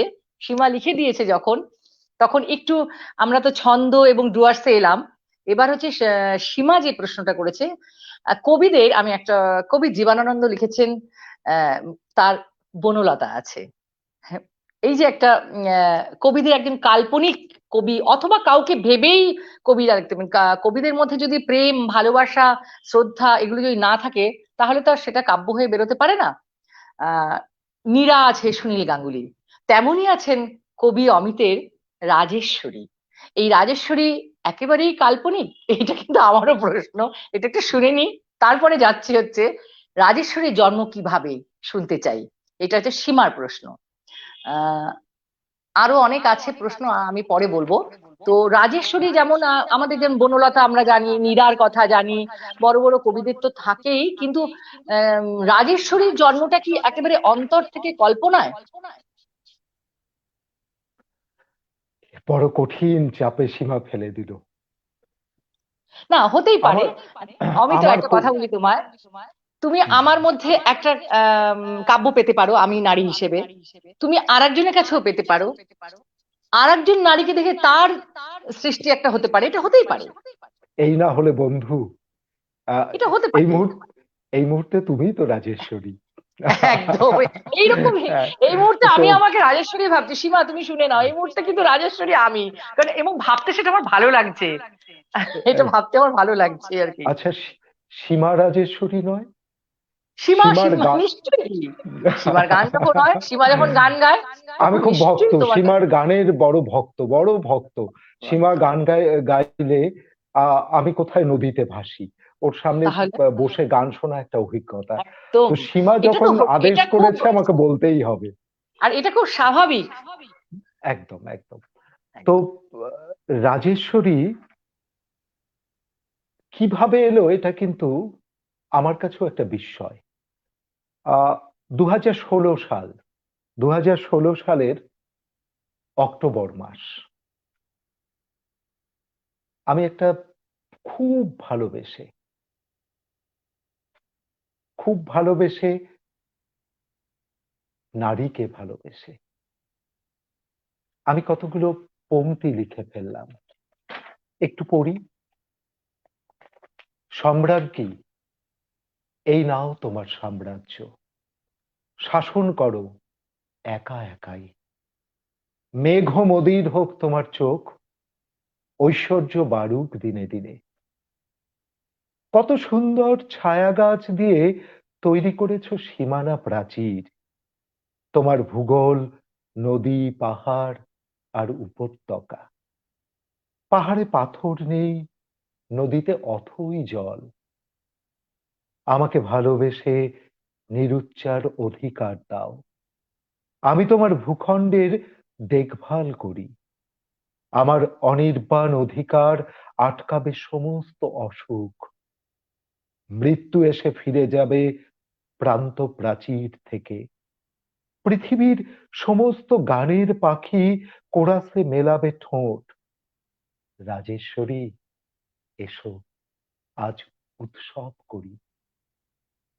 আমার কোনো একটি কবিতায় প্রথম রাজেশ্বরী শব্দটি এলো। খুব সচেতন ভাবে লিখিনি কিন্তু। আমি একটু জানতে চাই, এটা কি হঠাৎ এলো তোমার এই রাজেশ্বরী? যেদিন শুরু হলো রাজেশ্বরী নিয়ে একটা কবিতার একটা পর্ব শুরু করলে তুমি? একদম, আমি কিন্তু ভাবিনি, কারণ এই কবিতাটির শিরোনাম ছিল উৎসব। আচ্ছা, তখনও আমি ভাবিনি। আচ্ছা। আমি দ্বিতীয় পাঠের সময় কবিতা, আমি হুম, হুম। সাধারণত এটাও আমার একটা ত্রুটি, আমি কবিতা লিখে কিন্তু আমার নিজের লেখায় আর দ্বিতীয়বার চোখ খুব একটা বোলাই না। আমি আচ্ছা, আবার আচ্ছা, পড়ি না খুব একটা। কিন্তু আচ্ছা। কেন কি হলো, হয়তো অবশ্যম্ভাবী রাজেশ্বরী বলেই আমি এই কবিতাটি পড়তে গিয়ে হঠাৎ আমার নিজেকেই প্রশ্ন জাগলো, আমি কেন আহ রাজেশ্বরী এভাবে লিখে ফেললাম। তারপর আমার রাজেশ্বরী শুরু হলো। আহ এখনো রাজেশ্বরী কটা প্রায়, কটা পর্ব আছে? রাজেশ্বরী আমি এখন অব্দি প্রায় 400-র ওপর রাজেশ্বরী লেখা হয়ে গেছে। এবং 400? আমার, হ্যাঁ, আহ আমার মনে হয় হুম, আমি না হুম। থাকি, বাংলা কবিতায় কিন্তু রাজেশ্বরী থাকবে। এই থাকবে। প্রসঙ্গে রাজেশ্বরী এক, আমার সূচনাতেই এই প্রশ্নগুলো খুব এসছে কিন্তু, যে হুম, হুম, হুম। রাজেশ্বরী কে। এবং এখন অব্দি রাজেশ্বরী, এই প্রশ্ন সুনীল গঙ্গোপাধ্যায়কেও শুনতে হয়েছে, মীরাকে নিয়ে হ্যাঁ, হ্যাঁ, হ্যাঁ, অনেককেই হ্যাঁ, শুনতে হ্যাঁ, হয়। হ্যাঁ, তো হ্যাঁ। যাই হোক, সেই উত্তর বোধহয় আমার হুম। রাজেশ্বরী একেই রয়ে গেছে। আচ্ছা, আচ্ছা। শোকগ্রস্ত কবিকে বাঁচাবার জন্য তারা অনেক আলোচনা করে খুঁজে বের করতে চাইলো তার রাজেশ্বরীকে। একটা মানচিত্র নিয়ে বসে পেন্সিল চালালো তারা। আতশ কাঁচ চোখের সামনে রেখে একজন বলল, এখানে, ঠিক এখানেই অভিমানের পদচিহ্ন রয়েছে। অপরজন প্রতিবাদ করলো, না না, উল্টো দিকে দেখো, একটা তৃষ্ণার্ত পথ চলে গেছে নদীর দিকে। পরক্ষণেই মত বদল, উত্তরের দিকে দেখো, গাঢ় কুয়াশায় ঢাকা একটি আলতা পা। অন্যজন প্রতিবাদ করলো, না না, হতেই পারে না, দক্ষিণের দিকে স্পষ্ট দেখা যায় তার অশোক চিবুক। দুজনেই মানচিত্রে ডুবে যেতে লাগলো। দুজনেই মানচিত্রে ডুবে যেতে থাকলো। দুজনের চোখ ভিজে গেল কুয়াশায়। দুজনেই রাজেশ্বরীকে খুঁজে পেল, কিন্তু কেউই কাউকে কিছু বলতে পারলো না। আমার রাজেশ্বরী এরকমই। আর আমি একটুখানি বলে নিই, সরি, আমি, একটা রাজেশ্বরী নিয়ে আমি একটা শোনাতে চাই। হ্যাঁ হ্যাঁ হ্যাঁ, অবশ্যই। তারপরে তোমার কথা আবার শুনি। এটা আমি রাজেশ্বরী যখন এখানে পড়েছি, তখন এটা আমার খুব ভালো লেগেছিল। সবই সবকটাই সুন্দর, কোনোটাই আমি আলাদা করে বলতে পারি না। যেমন ধরো তোমার একটা জায়গায় লেখা ছিল, নদীর মতো থেকো আমার পাশে, তবে আমি পাহাড় হতে পারি, তোমায় ছুঁয়েই রোপিত হই ঘাসে, আকাশ মেঘে বানিয়ে নিলাম বাড়ি। কে লিখতে পারে? আমি তো বলি কবি অমিত ছাড়া এরকম লেখা কারোর হাত দিয়ে আহ, মানে বেরো। অনেক কবি লেখেন, কিন্তু আমার যখনই এই লেখাটা যদি আমি দেখি কে লিখেছে, আমি জানবো এই লেখাটা অমিতই লিখেছে। আচ্ছা, আজ সুপ্রভাত লিখলাম না রাজেশ্বরী, কি প্রয়োজন সুপ্রভাতের বিড়ম্বনায়? বরঞ্চ কাল রাতের ঝড়ের যে চিহ্নগুলো পড়ে আছে রাস্তায়, সেসব ছেঁড়া পাতা, ভাঙা টিন, বাতিল কাপড়, মোচড়ানো ডাল আর প্রয়োজনহীন খড়কুটো দেখতে দেখতে নিজেকেই চিনতে লাগলাম। তুমি আমায় কত যত্নে গুড মর্নিং পাঠিয়েছো, যেন শপিং মলের থেকে কিনে আনা দামি পারফিউম। ওসব পোশাকি সুখ বেমানান আমার ভূগোলে। আমি তো হাঁটতে জানি ঝড় ঝড় দিগন্ত ঘেঁষে, তোমার অদৃশ্য হাত মস্তিষ্কের সীমানায় মেশে, তোমাকে উড়িয়ে দিয়ে আমি হাঁটি শুনশান বিপর্যস্ত দিনে, তবু এক অলক্ষ্য সুতোয় তুমি বেঁধে রাখো মৃত্যুর ঋণে। এটা আমার খুব ভালো লেগেছে। রাজেশ্বরী কিন্তু আমাকে হাত ধরে মাঝে মাঝে মৃত্যুর দোরগোড়া পর্যন্ত নিয়ে যায়। আমি জীবনকে আবার ফিরে দেখি, মৃত্যুর প্রান্তে দাঁড়িয়ে পিছন ফিরে তাকিয়ে হ্যাঁ, দেখি জীবনকে। আমি সুবীর ভট্টাচার্য, আমাদের হ্যাঁ, খুব হ্যাঁ, প্রিয় মানুষ। সুবীর প্রিয় আমার কাছে একটা সবার আমাদের। হ্যাঁ, হ্যাঁ, সুবীর বলো। আমার কাছে আমার একটি হ্যাঁ, রাজেশ্বরী শুনতে চেয়েছিল। শুনিয়ে দিই, আচ্ছা কারণ আচ্ছা। তুমি, আমি, সুবীর সকলেই একই পরিবারভুক্ত। বাংলার তাঁতে উত্তরের কবিরা সব মানে আবৃত্তিকাররা কবি অমিত কুমার দে ছাড়া এক পাও চলতে পারে না। শুরু করো। বাংলার তাঁতে একটা শাড়ি বুনে ফেললাম রাজেশ্বরী। আমার আটপৌরে শাড়ির ভেতর পদ্মা নদী যেমন আছে, গঙ্গাও আছে। যমুনার পাশ দিয়ে বয়ে যাচ্ছে জল ঢাকা। জলঙ্গির বুকের কাছেই আমাদের তিস্তা। বাংলার তাঁতে একটা শাড়ি বুনে ফেললাম রাজেশ্বরী। আমার আন কোরা শাড়ির ভেতর চিটাগাঙের ঘন বন আছে, জলদাপাড়াও আছে। এপার ওপার দুপারের সুন্দরী গাছ ঝুঁকে পড়ে আছে জলে। একটাই বঙ্গোপসাগর, তাদের ছায়া নিয়ে তোমার আমার কাছে। বাংলার তাঁতে একটা শাড়ি বুনে ফেললাম রাজেশ্বরী। আমার আকাশ কুসুম শাড়ির ভেতর পাল তোলা নৌকো আছে, পাল ছেঁড়া প্লাবনও আছে। আঁচলে এঁকেছি আমি রোদ মাখা স্বরবর্ণগুলি। পাড় জুড়ে ব্যঞ্জন বর্ণ, কুচিতে বিশ্বাস। আজ তুমি এই শাড়িটাই পরো। এরকম প্রতিটি লেখাই তো খুব টাচি। আর একটা রাজেশ্বরী পড়ি, কারণ একদম একদম পড়ো। দুদিন পরেই হ্যাঁ, বৃষ্টি আসবে। একদম। দুদিন পাঁচ পরে হাজার বৃষ্টি নেমে মানে বর্ষাকাল আসবে সেটা বলতে চাইছো? হ্যাঁ, বৃষ্টি বসন্তেও বৃষ্টি আসতে পারে, তুমুল কিন্তু বৃষ্টি এটা তো আসতে পারে, এখান ঝড় থেকে তো আসতে পারে। শুনতেই হবে আমার। আমার খুব প্রিয় বই, তোমার হাতের এটা নিয়ে কাছে আমি কৃতজ্ঞ। এটা এটা আমি বলবো, এটা নিয়ে তুমি আগে রাজেশ্বরী শুনিয়ে নাও। সুদীপা বারবার চাইছে আমার এই বইটি। বৃষ্টি আমায় নিবি, আচ্ছা, সুদীপা দেব আজকে এটা আমার লিখেওছেও খুব শুনছেও। কিন্তু খুব আমার কাছে পছন্দ। বই একটি কপি পড়ে আছে। এই বইটি আমার বড্ড প্রিয়। আমারও যাই হোক, খুব প্রিয়। রাজেশ্বরী পড়ি, তারপর তোমার ওই বই থেকে পড়বো। ৫,০০০ সোনা ব্যাঙ সোনা সোনা বলে ডাকছিল। কাল রাতে আমার ডাক তাই শুনতে পাওনি রাজেশ্বরী। তুমুল বৃষ্টি হলে তুমি আরো সুন্দর হয়ে ওঠো। কতকাল পরে এমন, কতকাল পরে এমন বাঁধ ভাঙা বৃষ্টি। স্বর্ণালী ব্যাঙেরা তোমাকে ঘিরে রাখলো সারা রাত। তোমার চা বাগান ডুবে গেল জলে। সমস্ত ডাইভারশন কাল রাতে নদী হয়ে গেল। সব সাঁকো ভেসে গেল পাহাড়িয়া জলে। ৫,০০০ সোনা ব্যাঙ তোমাকে সোনা সোনা বলে ডাকতে লাগলো। কাল রাতে আমার আওয়াজ তাই তোমার কাছে পৌঁছলো না। তুমুল বৃষ্টি হলে তুমি আরো রূপবতী হও। কতকাল পরে এমন তোলপাড় পাগলা আষাঢ়। স্বর্ণ ব্যাঙেরা কাল একটানা গেয়ে গেল মেঘ মল্লার। তোমার সমস্ত ক্ষেত ডুবে গেল জলে। সব গাছ নুয়ে পড়ে তোমার মাটিতে। তুমি কাল ক্রমাগত বৃষ্টি হয়ে যাও। আমার কাঙাল জলে গোটা রাত আমি শুধু ঘুম ভাসালাম। তোমার বৃষ্টি আমায় অসাধারণ। নিবি এবার আমার হাতে। এবার মনে আচ্ছা, হচ্ছে না এটা এটা পাশাপাশি আছি? বলো। না, এবার আমি বলি। আমি আমার মনে আছে যেটুকু আমি বলে নি, গল্পটা একটু বলি। কবি অমিত কুমার দের নাম আমি শুনেছিলাম, কিন্তু আমি মুখ মানে কোনোদিন সামনাসামনি দেখিনি সেটা। আমারও তো প্রায় 35 বছর হয়ে গেল এই সাংস্কৃতিক জগতে।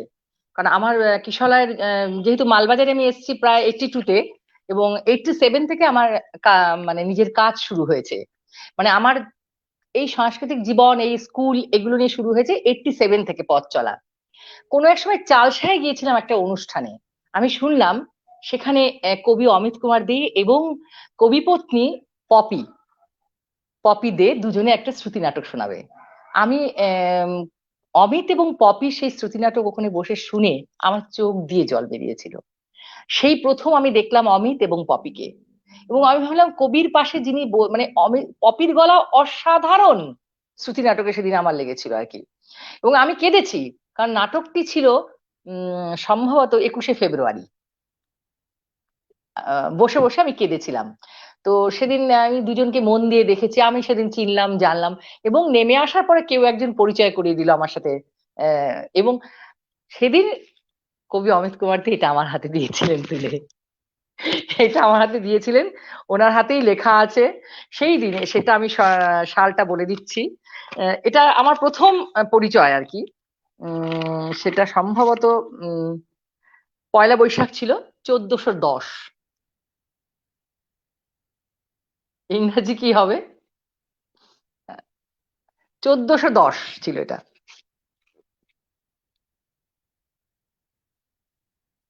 আনমিউট করে নাও এটা, আমি করেছি। বেশ। হ্যাঁ, বইটির নাম ছিল বৃষ্টি আমায় নিবি। আমায় নিবি। আমার খুব প্রিয়। দুটো পর্বে ছিল এটি, এবং খুব অদ্ভুত দেখবেন এ বইটি। আমার তার আগে একটি ছন্দের বই বেরিয়েছিল, এটি আমার প্রথম সেই অর্থে কবিতার বই। হুম, আমরা তো আচ্ছা। বই ছাপানোর কথা অনেক সেভাবে ভাবিনি তখনও। খুব হুম ছোট্টবেলায় আমাকে খুব ভালোবাসতেন স্বপন বুড়ো। হুম, হুম অখিল নিয়োগী খুব হুম স্নেহ করতেন আমাকে সেই ছোট্টবেলা থেকে। তো অখিল নিয়োগী আমাকে একটি চিঠি লিখেছিলেন। আমার হাতের কাছেই বোধহয় চিঠিটি আছে। আহ, তার হাতের লেখাই তো একটু অদ্ভুত সুন্দর ছিল, প্রচন্ড সুন্দর ছিল। কেন বই ছাপিনি সেটা বলবার জন্য অনেকে ভাববেন হয়তো বা গল্প। এটি আমার কাছে বেদ, দেখা যাচ্ছে না জানি, মলিন হয়ে গেছে। আমি হ্যাঁ, সামনে কিন্তু নিয়ে যাচ্ছি, বাহ, মলিন হয়ে এটা গেছে। পোস্ট করো স্বপন একদিন। বুড়ো, হ্যাঁ, অখিল নিয়োগীর প্যাড, তিনি লিখেছেন। এবং লিখেছেন আমাকে 17/7/1980-তে। হ্যাঁ, 1980 আশিতে, তে। আশি, আশিতে উনি লিখেছিলেন। এবং এটি আমার কাছে দীর্ঘকাল একদম বেদ বাক্য হয়েছিল। আমি তখন উদগ্রীব হয়ে লিখেছিলাম যে আমি আমি লিখছি, অনেকদিন লিখছি আমি, প্রায় বা একদম প্রাথমিক বিদ্যালয়ের নিচু শ্রেণী থেকেই লেখালেখি হুম করছি, হুম হুম। আমার লেখা ছাপতে চাই। তার উত্তরে উনি লিখেছিলেন এরকম: তোমার আচ্ছা চিঠি আচ্ছা। পেয়েছি। হুম। এটা নতুনদের কাছে খুব জরুরি, কিন্তু তাই পড়ছি চিঠিটা। তোমার চিঠি পেয়েছি, কিছু লিখেই ছাপবার জন্য ব্যস্ত হয়ে উঠো না, ভালো করে বাংলা শিক্ষা করো, লিখে লিখে, ব্র্যাকেটে লিখেছেন, অনুশীলন করে হাত পাকাও, তারপর ছাপবার জন্য প্রস্তুত হবে। একদিন ফুটবল খেলেই কেউ খেলোয়াড় হয় না, একদিন ছবি এঁকে কেউ শিল্পী হয় না, দীর্ঘকাল নীরবে সাধনা করতে হয়। রবীন্দ্রনাথ থেকে শুরু করে সকলেই তাই করেছেন। তুমিও নীরবে সাধনা করো, একদিন সার্থক ও জয়যুক্ত হবে। বাহ। এই 80 সালে লেখা স্বপন বুড়োর হ্যাঁ, এই চিঠি। উনি আমাকে প্রচুর চিঠি লিখেছেন, নিজে হাতে প্রচুর কবিতা পাঠিয়েছেন। সেই বাচ্চার সম্পাদিত নবপল্লবে অসংখ্য লেখা উনি লিখেছেন। হ্যাঁ, তো এবং তোমাকে বলি, প্রেমেন্দ্র মিত্র আমাকে স্নেহ করতেন। আহ, এই আশীর্বাদগুলো আছে বলেই কলমটা এখনো ঠিক বোধহয় ঠিক হাতে ঠিক। ধরা। আচ্ছা। প্রেমেন্দ্র মিত্র নিজের চোখে তখন দৃষ্টিশক্তি হারিয়ে ফেলেছিলেন প্রায়।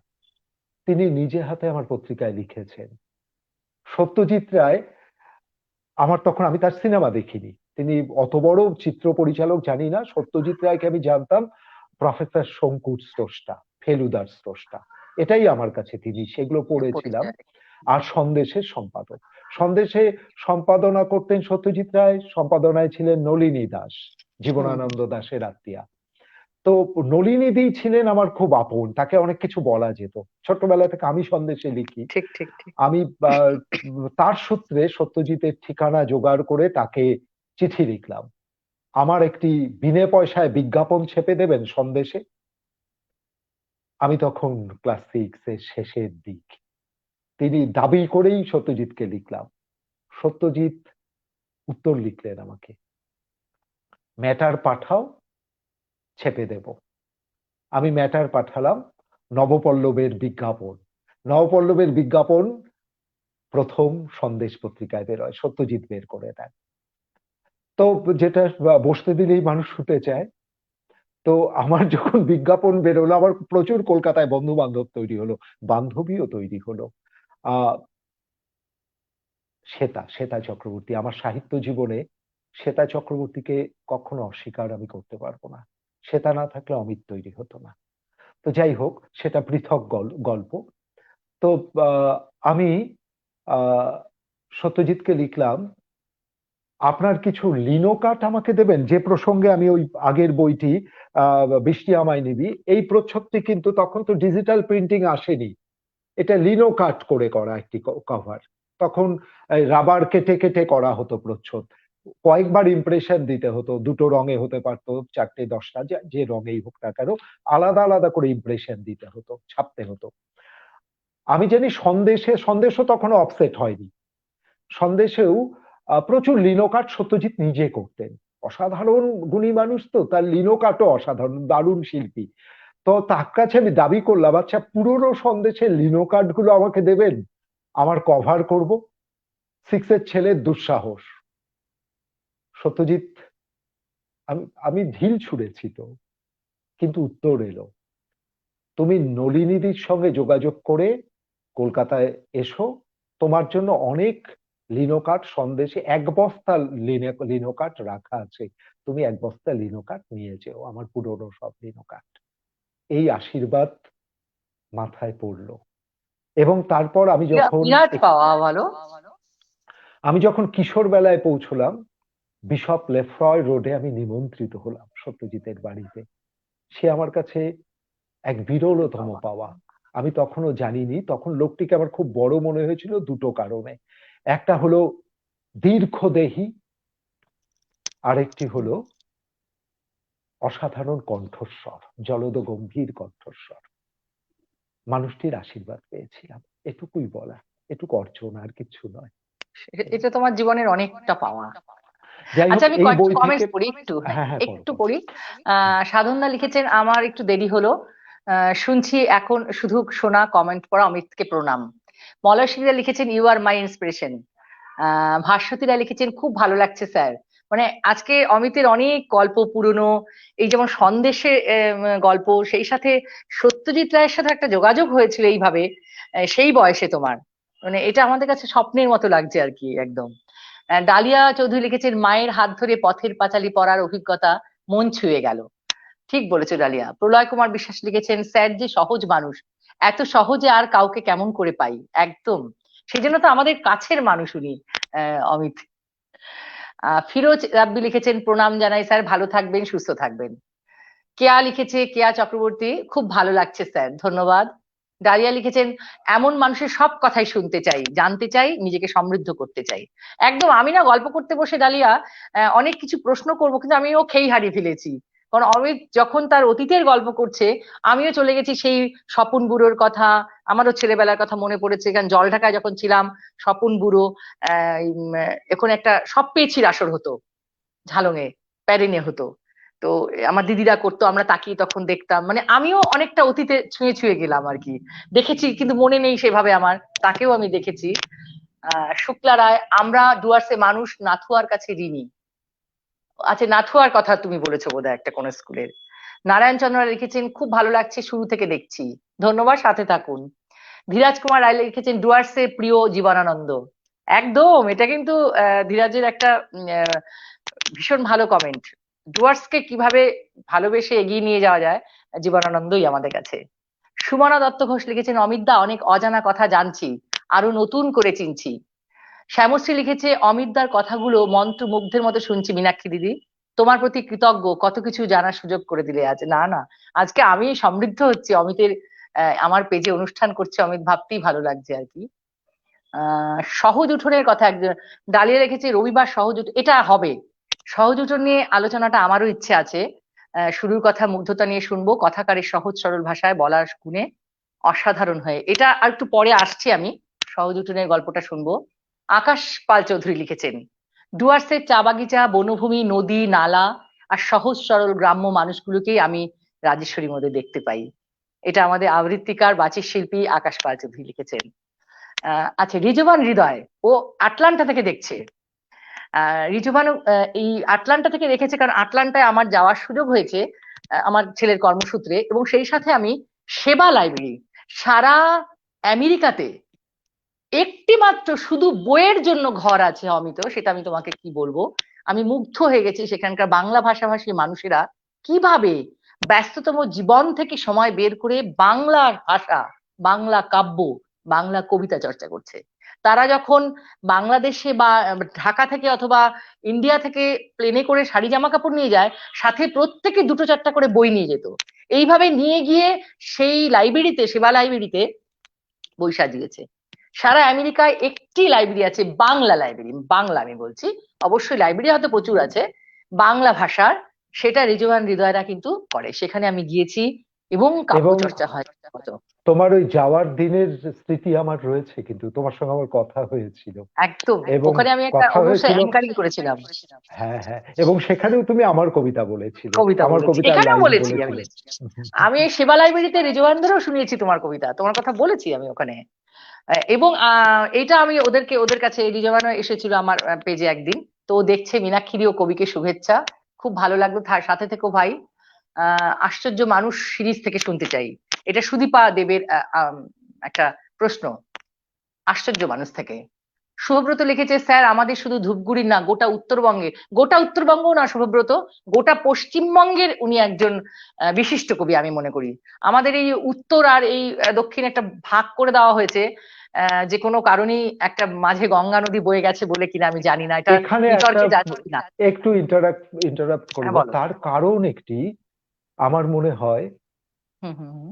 দক্ষিণ তো জগন্নাথ বিশ্বাসকে পড়লেন না, তুষার বন্দ্যোপাধ্যায়কে পড়লেন না, তাহলে জানবেন কি করে? আমরা জানবো, পড়লাম, আমরা শক্তি সুনীল পড়েছি, বুদ্ধদেব সবাইকে পড়েছি। পড়ছি, হ্যাঁ, সবাইকে আমরা পড়ছি, কিন্তু এই আমাদের জায়গাটা আমার আমাদের খুব বিনীত প্রশ্ন, তারা কেন পড়লেন না? উত্তর বাংলার প্রথম আধুনিক কবি হলেন জগন্নাথ বিশ্বাস। তিনি বীরেন চট্টোপাধ্যায়ের খুব প্রিয় বন্ধু ছিলেন, কিন্তু বীরেন চট্টোপাধ্যায় তো পড়ালেন না জগন্নাথ বিশ্বাসকে জগন্নাথ কলকাতায়। বিশ্বাসকে, এটা একটা, এটা আমার এটা কিন্তু একটা প্রশ্ন। ক্ষোভ, আমারও ক্ষোভ এবং এটা। শক্তি চট্টোপাধ্যায় ধূপগুড়িতে এসে রঘু রঘু করে ডাকছেন, এখানকার হ্যাঁ চিৎকার করতে করতে তার বাড়ি যাচ্ছেন, রঘু হ্যাঁ মানে হ্যাঁ, পুণ্যশ্লোকের বাড়ি পুণ্যশ্লোক। যাচ্ছেন। হুম। অথচ পুণ্যশ্লোককে কি খুব বেশি করে পাঠ করালেন কলকাতায়?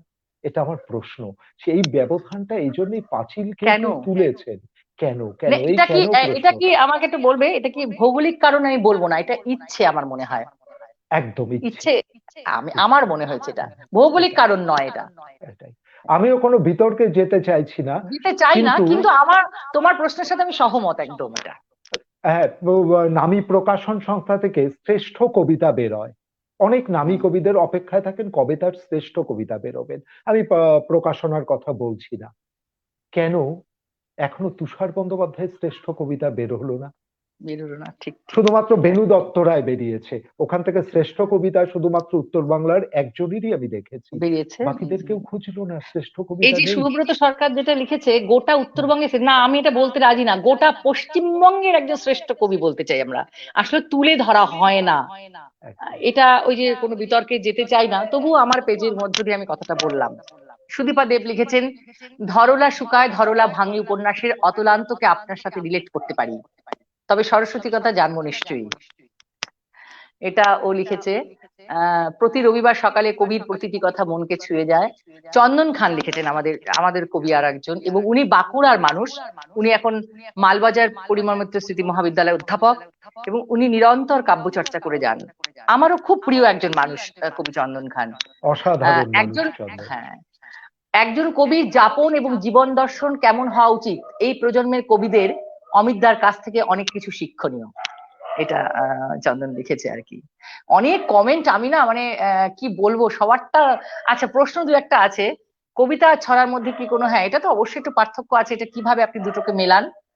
আপনার ছড়া ও কবিতা, মানে ছড়াও অনেক সময় কবিতা হয়ে ওঠে, এটা একটু দেখো।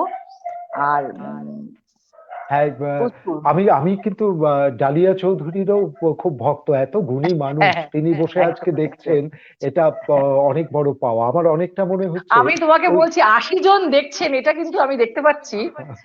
প্রায় 72, 80, 77-এর মধ্যে, এটা বিরাট ব্যাপার, কতটা আর যারা পপুলার দেখতে তুমি। পারলেন না তারা নিশ্চয়ই পরে পরে থেকে দেখতে যাবে, পাবে, কখনো হ্যাঁ থেকে যাবে, এটা নিশ্চয়ই অবশ্যই শুনবেন, অবশ্যই, হ্যাঁ। ভালো লাগবে। গৌরী মিত্র লিখেছেন, ভীষণ ভালো লাগছে অনুষ্ঠান, অমিতদার আমাদের বড় প্রিয় মানুষ, আমাদের গর্ব। এবার তুমি কি শোনাবে? আচ্ছা, আমি এক জায়গায় থেমে আছি, কিন্তু সেটা এই বইটি নিয়ে। তা এই বইয়ের একটি কবিতা তুমি শুনতে চেয়েছো, শেষ কবিতাটি পড়ি। আহ এই বইয়ের একটা আহ, বিশেষত্ব হলো অর্ধেক কবিতা ছন্দে, অন্ত মিলে, ছন্দে ভুল বলা হবে, অর্ধেক কবিতা অন্ত মিলে, অর্ধেক কবিতা অন্ত মিল বিহীন। তো তার শুরু এবং শেষটা পড়ছি। শুরুটা দুদিন আগে আকাশ দা বড্ড সুন্দর করে পড়েছেন, আকাশ পাল চৌধুরী। তার মতো করে আমি পড়তে পারবো না, তবু পড়ি। আমায় নিবি, নে না, এক নিমেষেই চুকিয়ে দেব এক জীবনের দেনা। ডাকবি কাছে, ডাকিস, দৌড়ে যাব, প্রতীক্ষাতে সত্যি যদি থাকিস। টানবি বুকে, টানিস, বুঝবো তখন আমাকে তুই সত্যি কত জানিস। বাসবি ভালো, বাসিস, আমার জন্য কাঁদবি তখন, আমার জন্য হাসিস। নিবি আমায়, নে না, দেখবি তখন আমি যে তোর আর জনমের চেনা। আর এই বইয়ের শেষ কবিতা, বৃষ্টি আমায় নিবি, আচমকা ছাঁটেই নয় ভিজিয়ে দিস। এত বালু নিয়ে বেঁচে থাকা বড় কঠিন। বিন্দু বিন্দু জলে অপসৃত হোক সব ক্লেদ। বৃষ্টি, এবার আমাকে সত্যিই নিয়ে যা। এই দেখ, বৃক্ষরাজি শুকিয়ে কাঠ, কতদিন এখানে আসেনি প্লাবন, কত অফুরন্ত সময় বিপ্রলম্বে কেটে গেল। বৃষ্টি, এবার আমাকে সত্যিই চুম্বন কর। বিব্রত শ্বাসগুলোকে অনেক বয়েছি, শোক ছিঁড়ে ছিঁড়ে মৃৎপাত্র ভরেও ফেললাম। মেখলিনী মেঘেদের প্রতীক্ষায় কেঁদেওছি অনেক। বৃষ্টি, এবার আমাকে সত্যিই কাছে ডাক। মন্ত্রমুগ্ধ মন্দার কতকাল ফুটিয়ে রেখেছি, গ্রীষ্মের ধুলো বালি সেগুলোকে বিবর্ণ করে দেয়। তৃষ্ণা তীব্র ঠোঁটে বসে আছে আদিম সাহারা। বৃষ্টি, একবার বল, সত্যিই আমাকে নিবি। এটা এই অনেক কাল কতবার আগে যে লেখা। এটা পড়েছি। আচ্ছা, এখান থেকে আমি একটা কবিতা পড়বো, আমার খুব একদম প্রিয়, একদম সেটা হচ্ছে একদম বৃষ্টি এক। এই একদম। বৃষ্টি আমায় নিবি। আমি তোমাকে একটু মিউট করি। আচ্ছা, আহ বৃষ্টি আমায় নিবি, এটা আমি তুমি এখানে তো দেখতেই পাচ্ছ 1410 বাংলার। আর এখন বাংলার এই কতটা বছর পেরিয়ে এসেছি আমরা। তখন এই বয়সটা আমার কম ছিল। যখন তুমি বইটা আমি তোমার কাছ থেকে পেয়েছি, তখন আমার বয়সটা অনেক, ইমোশন ছিল ভেতরে অনেক ইমোশন। আবেগ তো থাকতেই হবে, আবেগ না হলে কবি, শিল্পী কিছুই হওয়া যায় না, আবেগবিহীন হয় না। আবেগ তো এখনো আছে, কিন্তু তখন আমার বয়সটা তবে আমরা যতটুকু। কিন্তু কেউ বুড়ো বুড়ি হইনি এখনো। একদম না, আমি তো হবই না। যে যা একদম খুশি নয়। বলে বলুক, আমি 80-তেও বুড়ি হতে চাই না। একদম। এটা এটা আমি সব সময় বলি। আর কবিতা পড়ি বলেই মনে হয় বুড়ি হতে চাই না। তা এই বইটা যখন আমি পেয়েছিলাম, তখন আমার বয়সটা কিন্তু অনেক অনেক কম এখন থেকে হিসেব করলে। ইংরেজির কত সাল ছিল আমার ঠিক মনে নেই, 1400 কত হতে পারে বলো তো, ওটা 1410-এ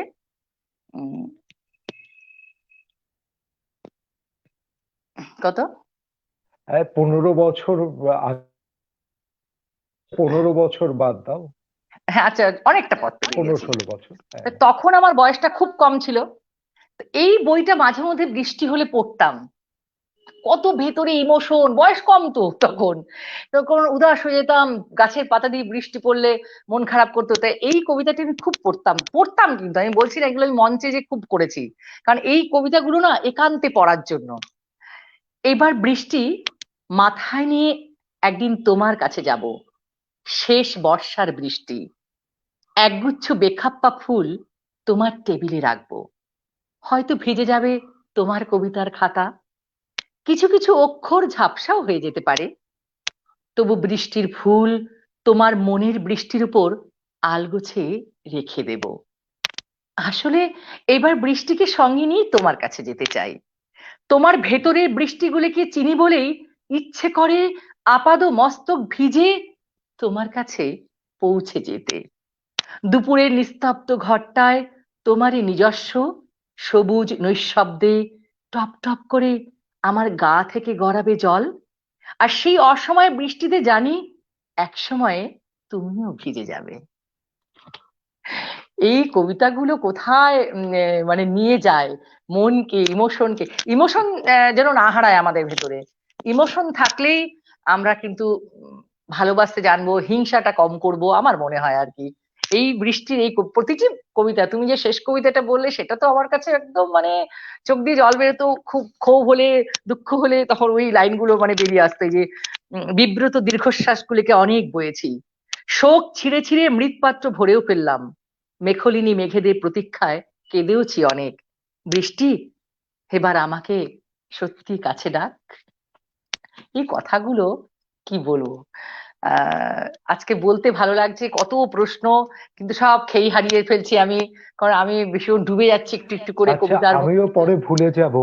আহ বারবার করেই সুদীপা শুনতে চেয়েছিলেন হুম আশ্চর্য হুম হুম মানুষ। হুম, একদম একদম ভুলে যেতে। রাজেশ্বরী যেমন আমার একটি হ্যাঁ সিরিজ, সেটা নিয়ে আমি হ্যাঁ অনেক কবিতা লিখেছি। আশ্চর্য হ্যাঁ মানুষকে নিয়েও আমি হ্যাঁ অনেকগুলো লিখেছি, হয়তো আরো হ্যাঁ আগামী দিনে লিখবো। এটার সঙ্গে আমার দর্শন জড়ানো, এই আচ্ছা আশ্চর্য মানুষের সঙ্গে আমার একদম আমি নির্ভেজাল, আমি অনেক জায়গায় জড়ানো। তো অনেকগুলোই রয়েছে আশ্চর্য মানুষ, হয়তো আগামী দিনে আরো জন্ম নেবে। তার থেকে একটি পড়ছি। তার কেউ নেই বলে লোকটা নিশ্চিন্ত হয়ে হেলান দিয়ে চিকরাশি গাছের গুড়িতে চোখ বন্ধ করে, মুছে ফেলতে লাগলো তার পূর্বজন্ম, পরজন্মের দিকে এগোনো রাস্তার গতিপথ বন্ধ করে দিল। লোকটা মধুবনী নদীকে বলল, দূরে থাকো। লোকটা আংরা ভাষাকে বলল, কাছে আসবে না। লোকটা অলৌকিক গাছেদের পাতায় পাতায় শূন্য লিখলো।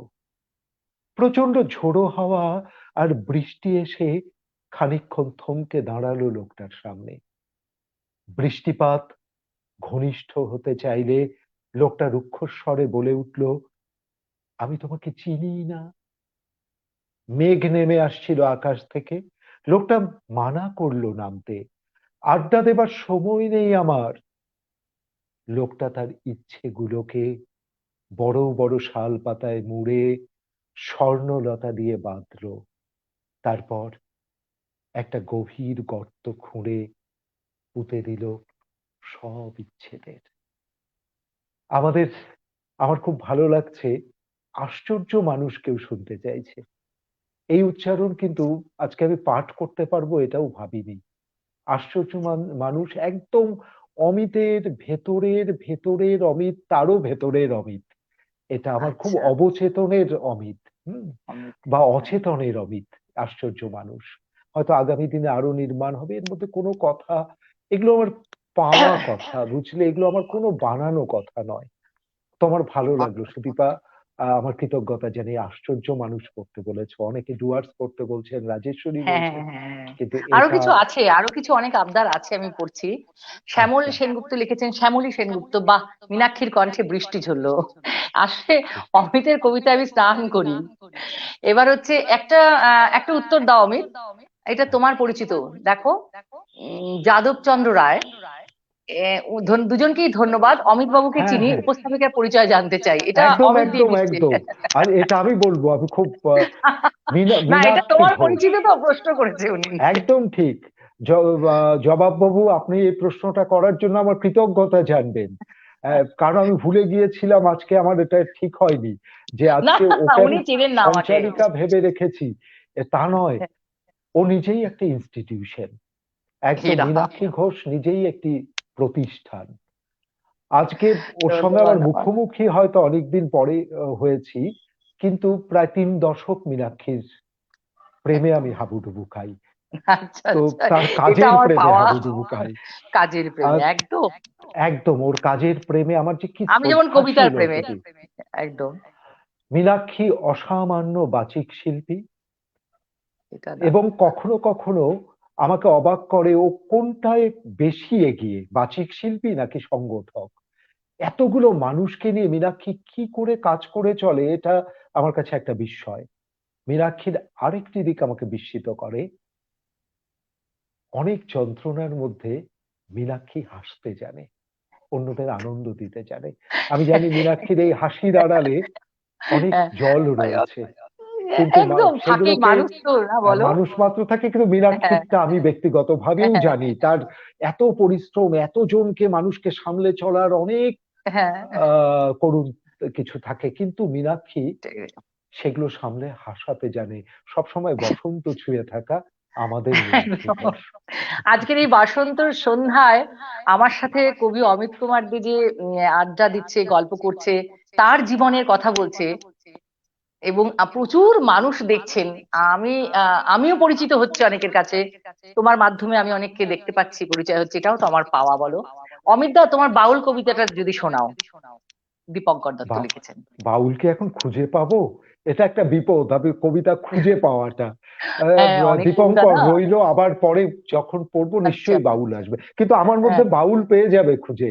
আমি তো সার্বিক হ্যাঁ, বাউলই ভেতরে। আমি একটা কবিতাই পড়ি, তোমার বাউলের একদম বলো। পরিপ্রেক্ষিতে পড়ি। হুম। বসন্তও রয়েছে। আমাদের সেই অদৃশ্য ঘর বাড়ি, উঠোনে সেখানে কিছু শালিকের ডাক। নদী এসে বলে, আমার জলজ শাড়ি পরে নিস মেয়ে, বালুচরি আজ থাক।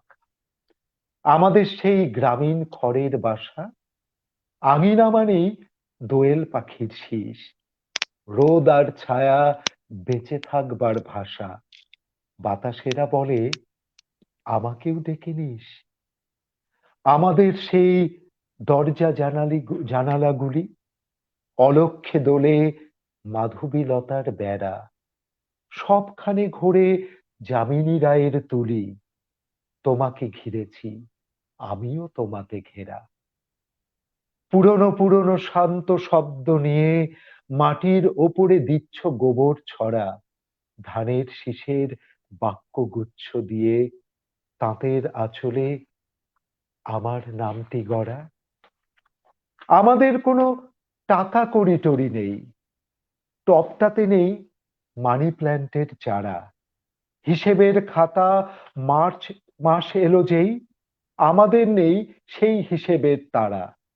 ব্যালেন্স শিটের নেই তো যুদ্ধ দিন, আমাদের নেই ব্যাংক স্টেটমেন্ট আনা। কোনোখানে নেই আমাদের কোনো ঋণ, সুদ কষবার অঙ্কটা নেই জানা। আমাদের নেই রেকারিং ডিপোজিট, ইএমআই এর নেই কোনো ছলা কলা।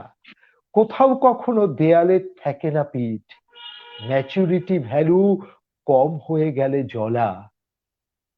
আমাদের আছে একটা শূন্য মাঠ, মাঠটাকে ঘিরে রক্ত শিমুল বন, হু হু হাওয়া আর প্রিয় চন্দন কাঠ।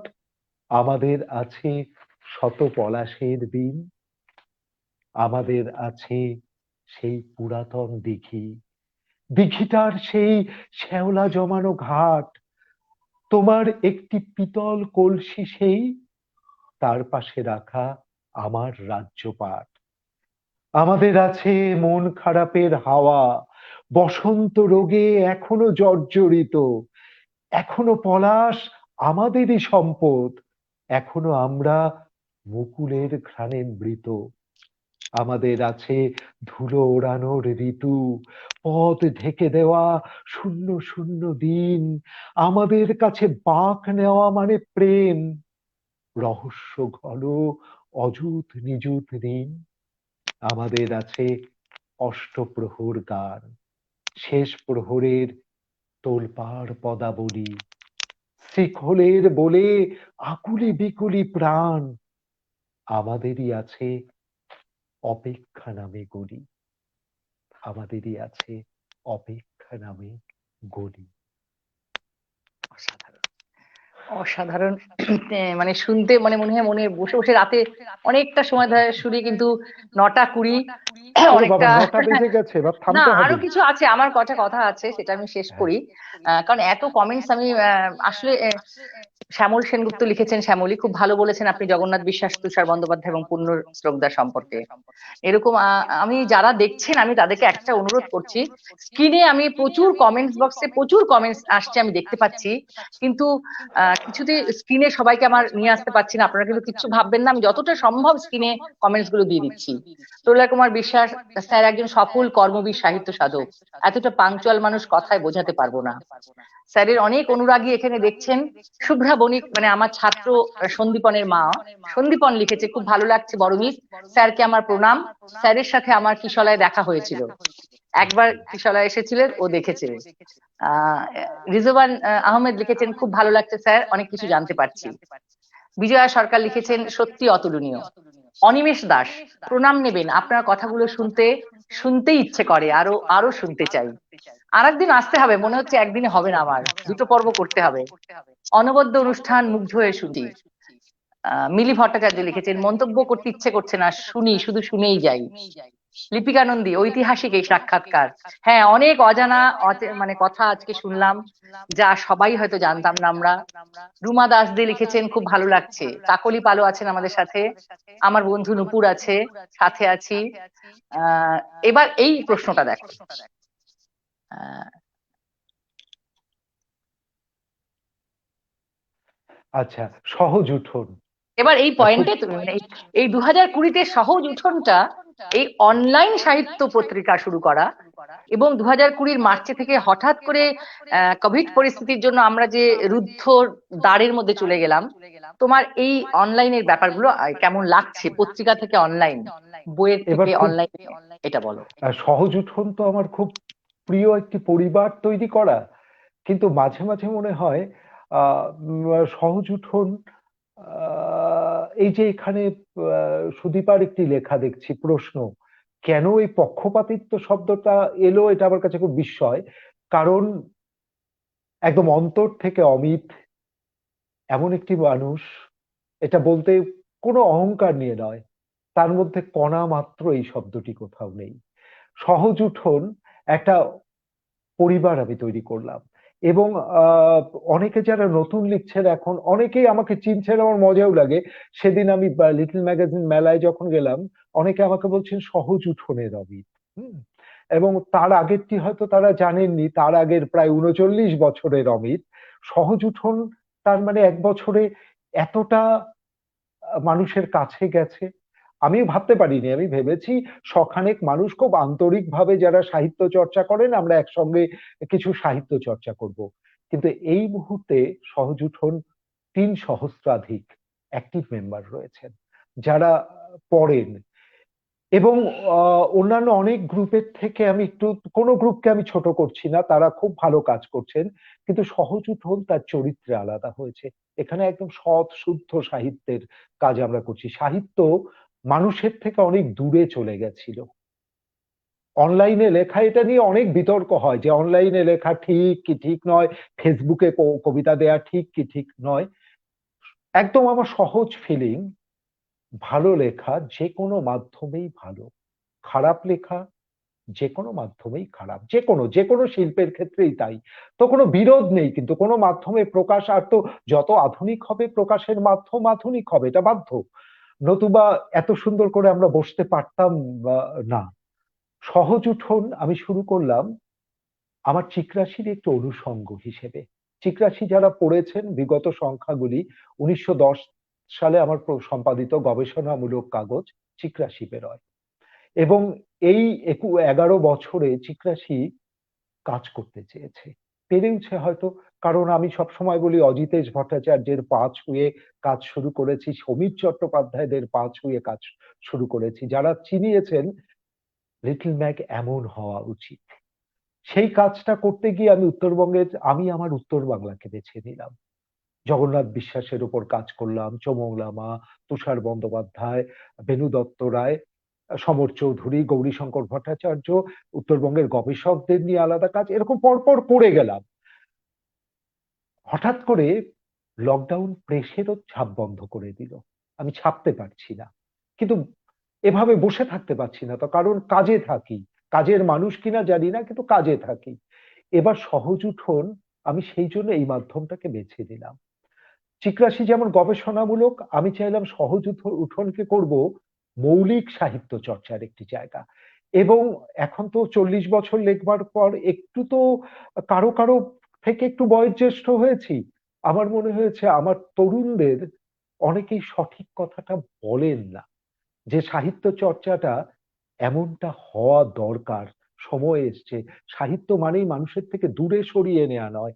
কিছু বৌদ্ধিক মহলে, খুব অধ্যাপকদের, শিক্ষকদের মহলেই সাহিত্য থাকবে তা তো নয়।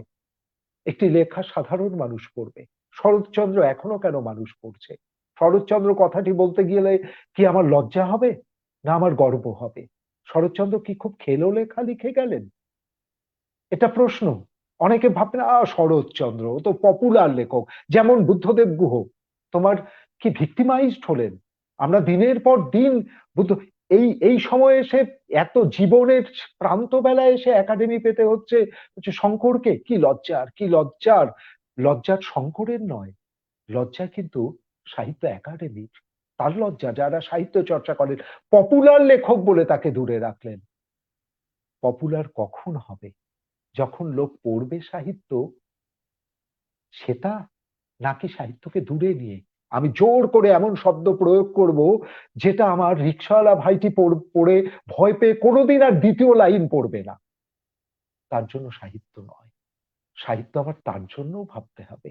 জীবনে জীবন মিলিয়েই সাহিত্য করতে হবে। আমার দর্শনও থাকবে, আমার প্রকরণ হবে সেটা, আমি কত কঠিনকে সহজ করে তার কাছে নেব সে যেন পড়ে। এর জন্যই সহজ উঠোন কাজ হচ্ছে। এবং সুদীপা, কোথাও তুমিও এখন লিখছো, বড্ড ভালো লিখছো। আহ সুদীপা শুধু নয়, সুদীপার মতো সবাইকে বলছি, ভালো লেখা, ভালো লেখার প্রতি অমিত পক্ষপাত দুষ্ট, এটাই তার। শুধু ভালো লেখাকেই তিনি চান, তার অপেক্ষায় আছি। আমার ভালোবাসার গল্প পর্ব চলছে, এতগুলো গল্প করলাম, আমি কিন্তু অতৃপ্ত। ভালো গল্প কিন্তু পাচ্ছি না। ভালো গল্প লিখতে হবে, তোমরাই লিখবে। এবারে কমেন্টস তো দেখো। এটা একদম মিলি অত্যাচার হবে। আচ্ছা, এবার শ্রুতি আচ্ছা, নাটক নিয়ে বলো। তুমি কত অনেক শ্রুতি নাটক লিখেছো তুমি। আচ্ছা, সবচেয়ে আমি মিলির একটা লাইন আমি করব কিন্তু, হ্যাঁ, আমি হেরে একটু গলা সুরালো করবে। না, আমরা শুনবো একটু একটু, অনেক আলোচনা হচ্ছে তো একটু গানে চলে যাই। মিলির যখন লিখেছে মিলি, তার একটা বেসুরো হলে স্যার দায় একটা গান মিলি শোনাবে। ভট্টাচার্যের। না, হোক মিলি, হোক। মিলি থাকলে এখনই বলতাম আমার বাউল কবিতাটিকে মিলি হ্যাঁ, অসাধারণ সুরারোপ করে গেয়েছিল। হুম। আমি মাটি ছুঁয়ে থাকি তো, মাটি নিয়ে ওর ওর অনেক কিছু পরিচয়টা দাও মিলির। মিলি ভট্টাচার্য শিলিগুড়িতে থাকেন, ভালো আচ্ছা লিখছেন, ভালো গান করেন, আমার আচ্ছা সহজ উঠোনের পরিবারের একজন। আচ্ছা আহ, আচ্ছা আচ্ছা। আমি জানি না গান হবে কিনা, শুরু করে বন্ধ করে দিতে পারি। আমার নিজেরই লেখা, অনেক কিছু হারিয়ে যাচ্ছে। কোনটে গেল সেই মহিষের বাথান, মহিষাল বন্ধুর দোতে রাখান, মহিষগুলা হায় একলা ঘুরিছে, বনের টিয়া কান্দে উড়িছে। কোনটে গেল সেই মহিষের বাথান, মহিষাল বন্ধুর দোতে রাখান, মহিষগুলা হায় একলা ঘুরিছে, বনের টিয়া কান্দে উড়িছে। নাই গুয়া পাহানেরি বন, হারিয়া গেল আমার মন। নাই গুয়া পাহানেরি বন, হারিয়া গেল আমার মন। মানসিগুলার পরাণ মরিছে, বনের টিয়া কান্দি উড়িছে। অনেক কিছুই তো হারিয়ে যাচ্ছে মিলি। কারণ আর এরকমই তোমার লিখে শ্রুতি ফেলেছি। নাটকের একটু অংশ শুনতে চাই আমি, শ্রুতি নাটকের কোনো স্ক্রিপ্ট আমার কাছে নিয়ে বসিনি, সামনে কারণ নিয়ে আচ্ছা। কবিতার তুমি অনেকগুলো লিখেছো এবং তুমি তোমার নাটক বোধহয় আকাশবাণীতেও হয়েছে। হ্যাঁ, অনেকগুলো আকাশবাণী সম্প্রচার হয়েছে। তুমি একটার কথা বলেই দিয়েছো। হ্যাঁ হ্যাঁ হ্যাঁ, 21শে ফেব্রুয়ারি আমার খুব প্রিয় 21শে ফেব্রুয়ারি স্ক্রিপ্ট। আমার খুব প্রিয় স্ক্রিপ্ট। ফিরে পাওয়া আকাশবাণীতে হয়েছে, রিহার্সাল হুম হয়েছে, হুম পাতা উল্টানোর হুম শব্দ, অনেক নাটকই হয়েছে, মৌলিক নাটক আমার নিজেরই লেখা। আর হুম হুম একটি নাটকের কথা বলি, আমি খুব ইচ্ছেতেও রয়েছি যে আমার নাটকগুলোকে যদি দু মলাটে আনতে পারি। অনেকে চান, হুম হারিয়ে যাচ্ছে। একটি কাব্যিক সকাল, একটি কাব্যিক হুম সকাল আমার একটি নাটক, আমরা হুম সহস্রাধিকবার মঞ্চ করেছি।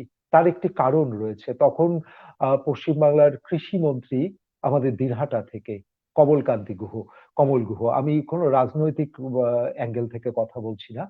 তিনি দিনহাটার খুব ভালোবাসার মানুষ ছিলেন, আমাকে খুব স্নেহ করতেন। হঠাৎ করে আকস্মিক আমার শ্রুতি নাটক লেখা শুরু বলছি, আকস্মিক আমাকে ফোন করলেন, জানালেন, অমিত শোন, আহ, আমি একটা ক্যান্সার হাসপাতাল করব, কোচবিহারে একটা ক্যান্সার হাসপাতাল করব, টাকা তুলতে হবে, প্রচুর টাকা লাগবে। তুই একটা কিছু লিখতো যেটা অনেকটা মানুষকে ইমোশনাল ব্ল্যাকমেল করা হবে, যাতে সেটা শুনে মানুষ স্বতঃস্ফূর্ত ভাবে টাকা দেয়, ভাষণ দিয়ে টাকা দেবে না। এটা আমার কাছে খুব বড় দায়িত্ব মনে হয়েছিল। আমার দাদুর বন্ধু ছিলেন কমল গুহ। তো আমি তখনই দরজা বন্ধ করে আমার প্রথম শ্রুতি নাটক লিখলাম। প্রথম একটি ক্যান্সার আক্রান্ত যুবক বিপ্রতি, সে একটি হুম, শুনেছি এটা আমি। নার্সিং হোমে ভর্তি, হুম সেখানে এক নার্সের সঙ্গে কথোপকথন। এবং তোমাকে বলি মীনাক্ষী, এই নাটকটি হুম আমি ক্যান্সার হাসপাতালের টাকা তুলবার জন্য, কমল গুহ হুম তখন খুব দুর্দণ্ড প্রতাপ মন্ত্রী, হুম তিনি মঞ্চ বিভিন্ন জায়গায় নিয়ে যেতেন, তার নিজের ব্যবহৃত গাড়ি আমার কাছে পাঠিয়ে দিতেন, হুম হুম পাঠিয়ে দিয়ে বলতেন, অমিত, চলে আয়, আজকে এই জায়গায় করতে হবে। গ্রাম গঞ্জ, শহর, পাড়া, নাটক করা হচ্ছে, শ্রুতি নাটক আমি করছি। তখন আমার সঙ্গে করতেন কবিতা ভট্টাচার্য বলে একজন নার্সের চরিত্রে, পরবর্তীতে আচ্ছা আমার আচ্ছা গৃহিণী পপিও আমার সঙ্গে করেন। এবং এই হ্যাঁ নাটকটিকে বিশেষ সম্মান দিয়েছিলেন উত্তরবঙ্গ বিশ্ববিদ্যালয়, প্রচুর মঞ্চ আচ্ছা করেছি, এইভাবেই শ্রুতি নাটকে আসা। এইভাবেই শ্রুতি নাটক হয়েছে।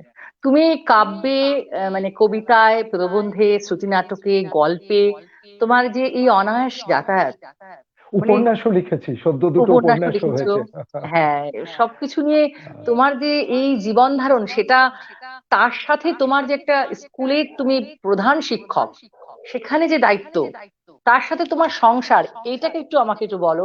তোমার সহধর্মিণী তোমাকে অনেকটাই সহযোগিতা করছেন, তোমার ছেলে সূর্যের সহধর্মিণী, কথা, এই জায়গাটা একটু আসবো এবার একটুখানি, শেষ করতে পপি ইচ্ছে নিজে, করছে না। পপি নিজে শিল্পী, ও খুব ভালো কবে? গান গাইতো। হ্যাঁ এবং একদম। গান গাইতো, পরবর্তীতে আমি বাচিক চর্চাতেও নিয়ে আসি। পপি আমাকে সহ্য করেছে 1994 সাল থেকে আজ পর্যন্ত। এটা ওর প্রতি আমার শ্রদ্ধা, কারণ আমাকে সহ্য করা যায় না, আমাকে সংসারে খুব একটা সহ্য করার মানুষ আমি নই, কিন্তু আমাকে ও সহ্য করেছে। আমি কৃতজ্ঞ ওর কাছে।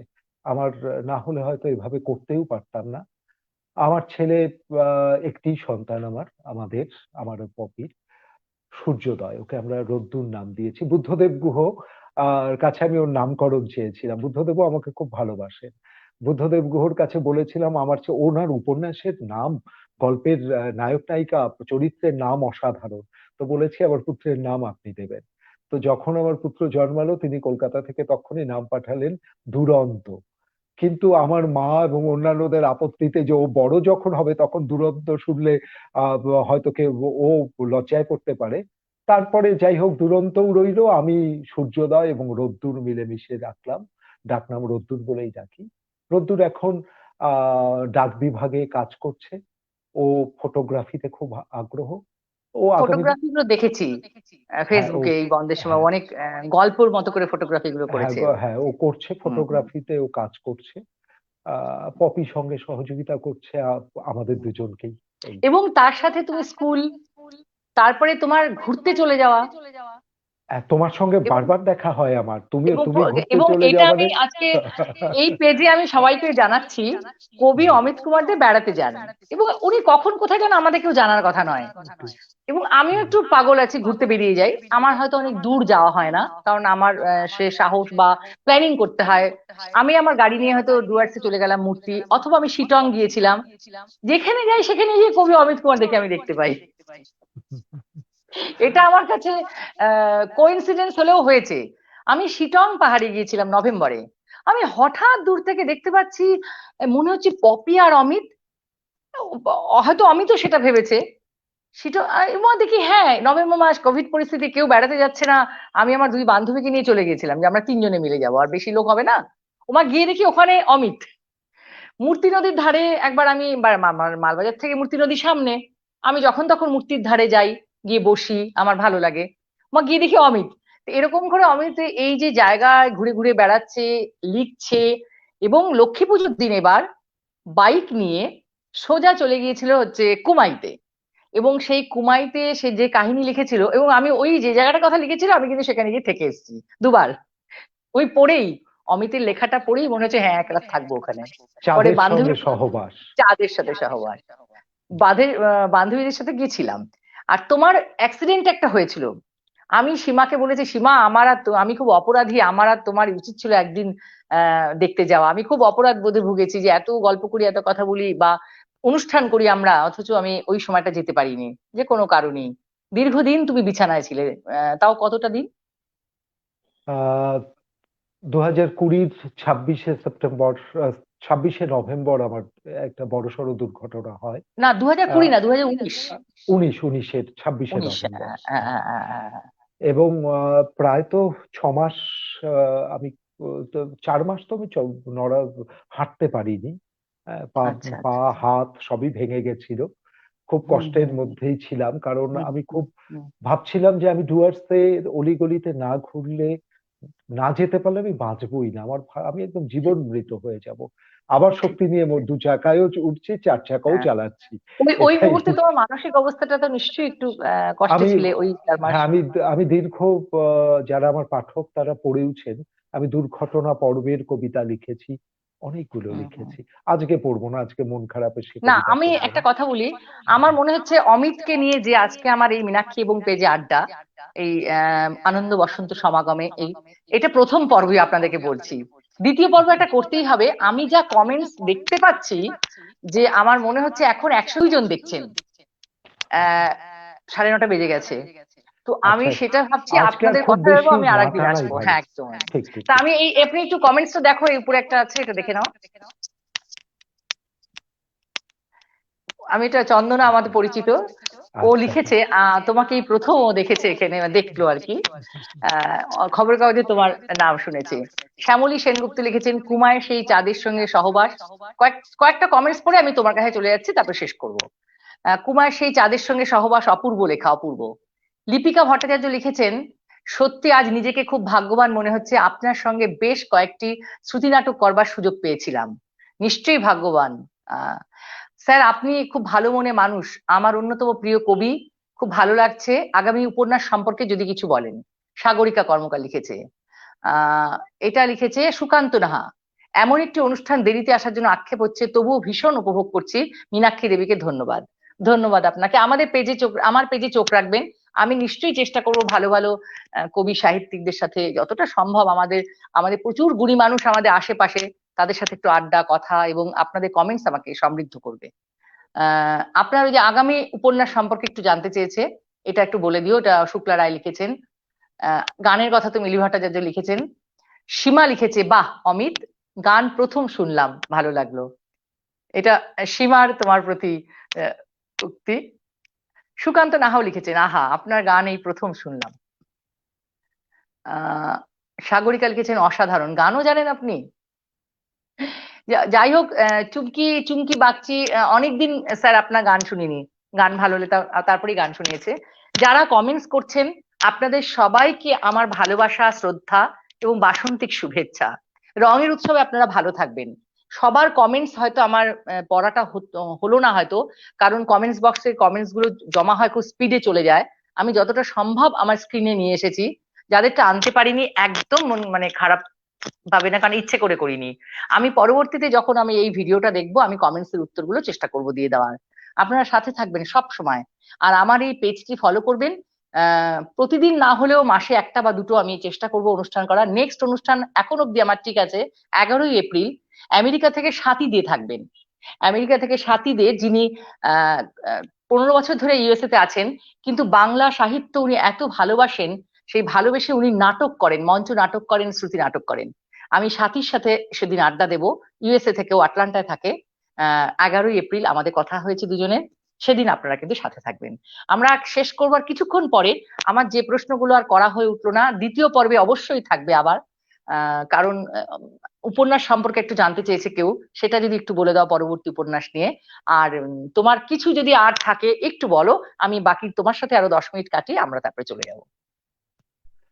জানি না কেউ এতটা সময় তো 9টা 40 বাজে, হুম, হুম, হুম, অনেকটাই হুম। সময় গেছে, 1 এখন ঘন্টা অনেকেই 40 এসছেন, মিনিট মানে রাত্রিবেলা তো অনেকে বাড়ি ফিরে হয়তো 105 জন দেখছেন। আহ উপন্যাস লিখবো কখনো তো ভাবিনি, কারণ আমি কবিতার মানুষ। হুম, হুম, উপন্যাসে আমাকে জোর করে আমার বাল্য বন্ধুই টেনে আনলো। হুম, হুম। প্রদোষ রঞ্জন সাহা অসামান্য কাজ করছেন আচ্ছা। এখন ডুয়ার্সের প্রদোষ। হ্যাঁ, আমরা হ্যাঁ। একসঙ্গে পড়াশোনা করতাম গোপালনগর হাই স্কুলে, ক্লাস 6 থেকে প্রদোষ আমি বন্ধু। হুম, আহ, অসাধারণ গুণী ছেলে, প্রকাশনা জগতে একটা বিপ্লব এনে দিয়েছে। ও আমার কাছে বলল কবিকে উপন্যাস লিখতে হবে, হবেই, এখন ডুয়ার্সের শারদ সংখ্যায়। তো এখন ওর চাওয়া মানে আমার কাছে আদেশ, কারণ তার আগে ওর কথা মেনে আমি একটা কাজ করেছিলাম ডুয়ার্সের 1000 কবিতা, আমার কবিতা বাদ দিয়ে, ওই 1000-এ আমি ছিলাম না। তো এই 1000 কবিতার সম্পাদনা করে একটি আকর গ্রন্থ আমরা তৈরি করতে পেরেছিলাম। তারপরেই ওর ওই দাবিতে আমি ভাবলাম দেখা যাক, শুরু করা যাক।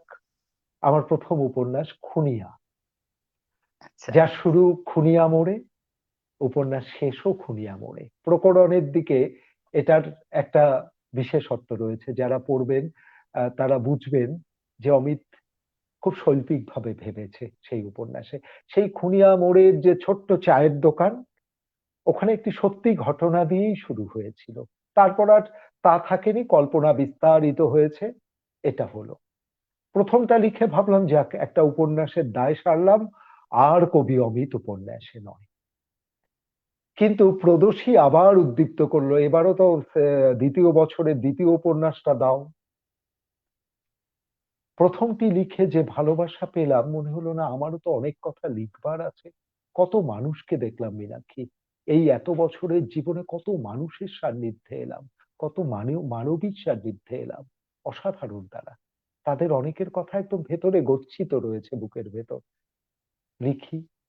দ্বিতীয়টা ভাবলাম আচ্ছা অমিতকেই লিখি তো একটু, অমিতের ছোটবেলাটা খুব গতানুগতিক নয় তো।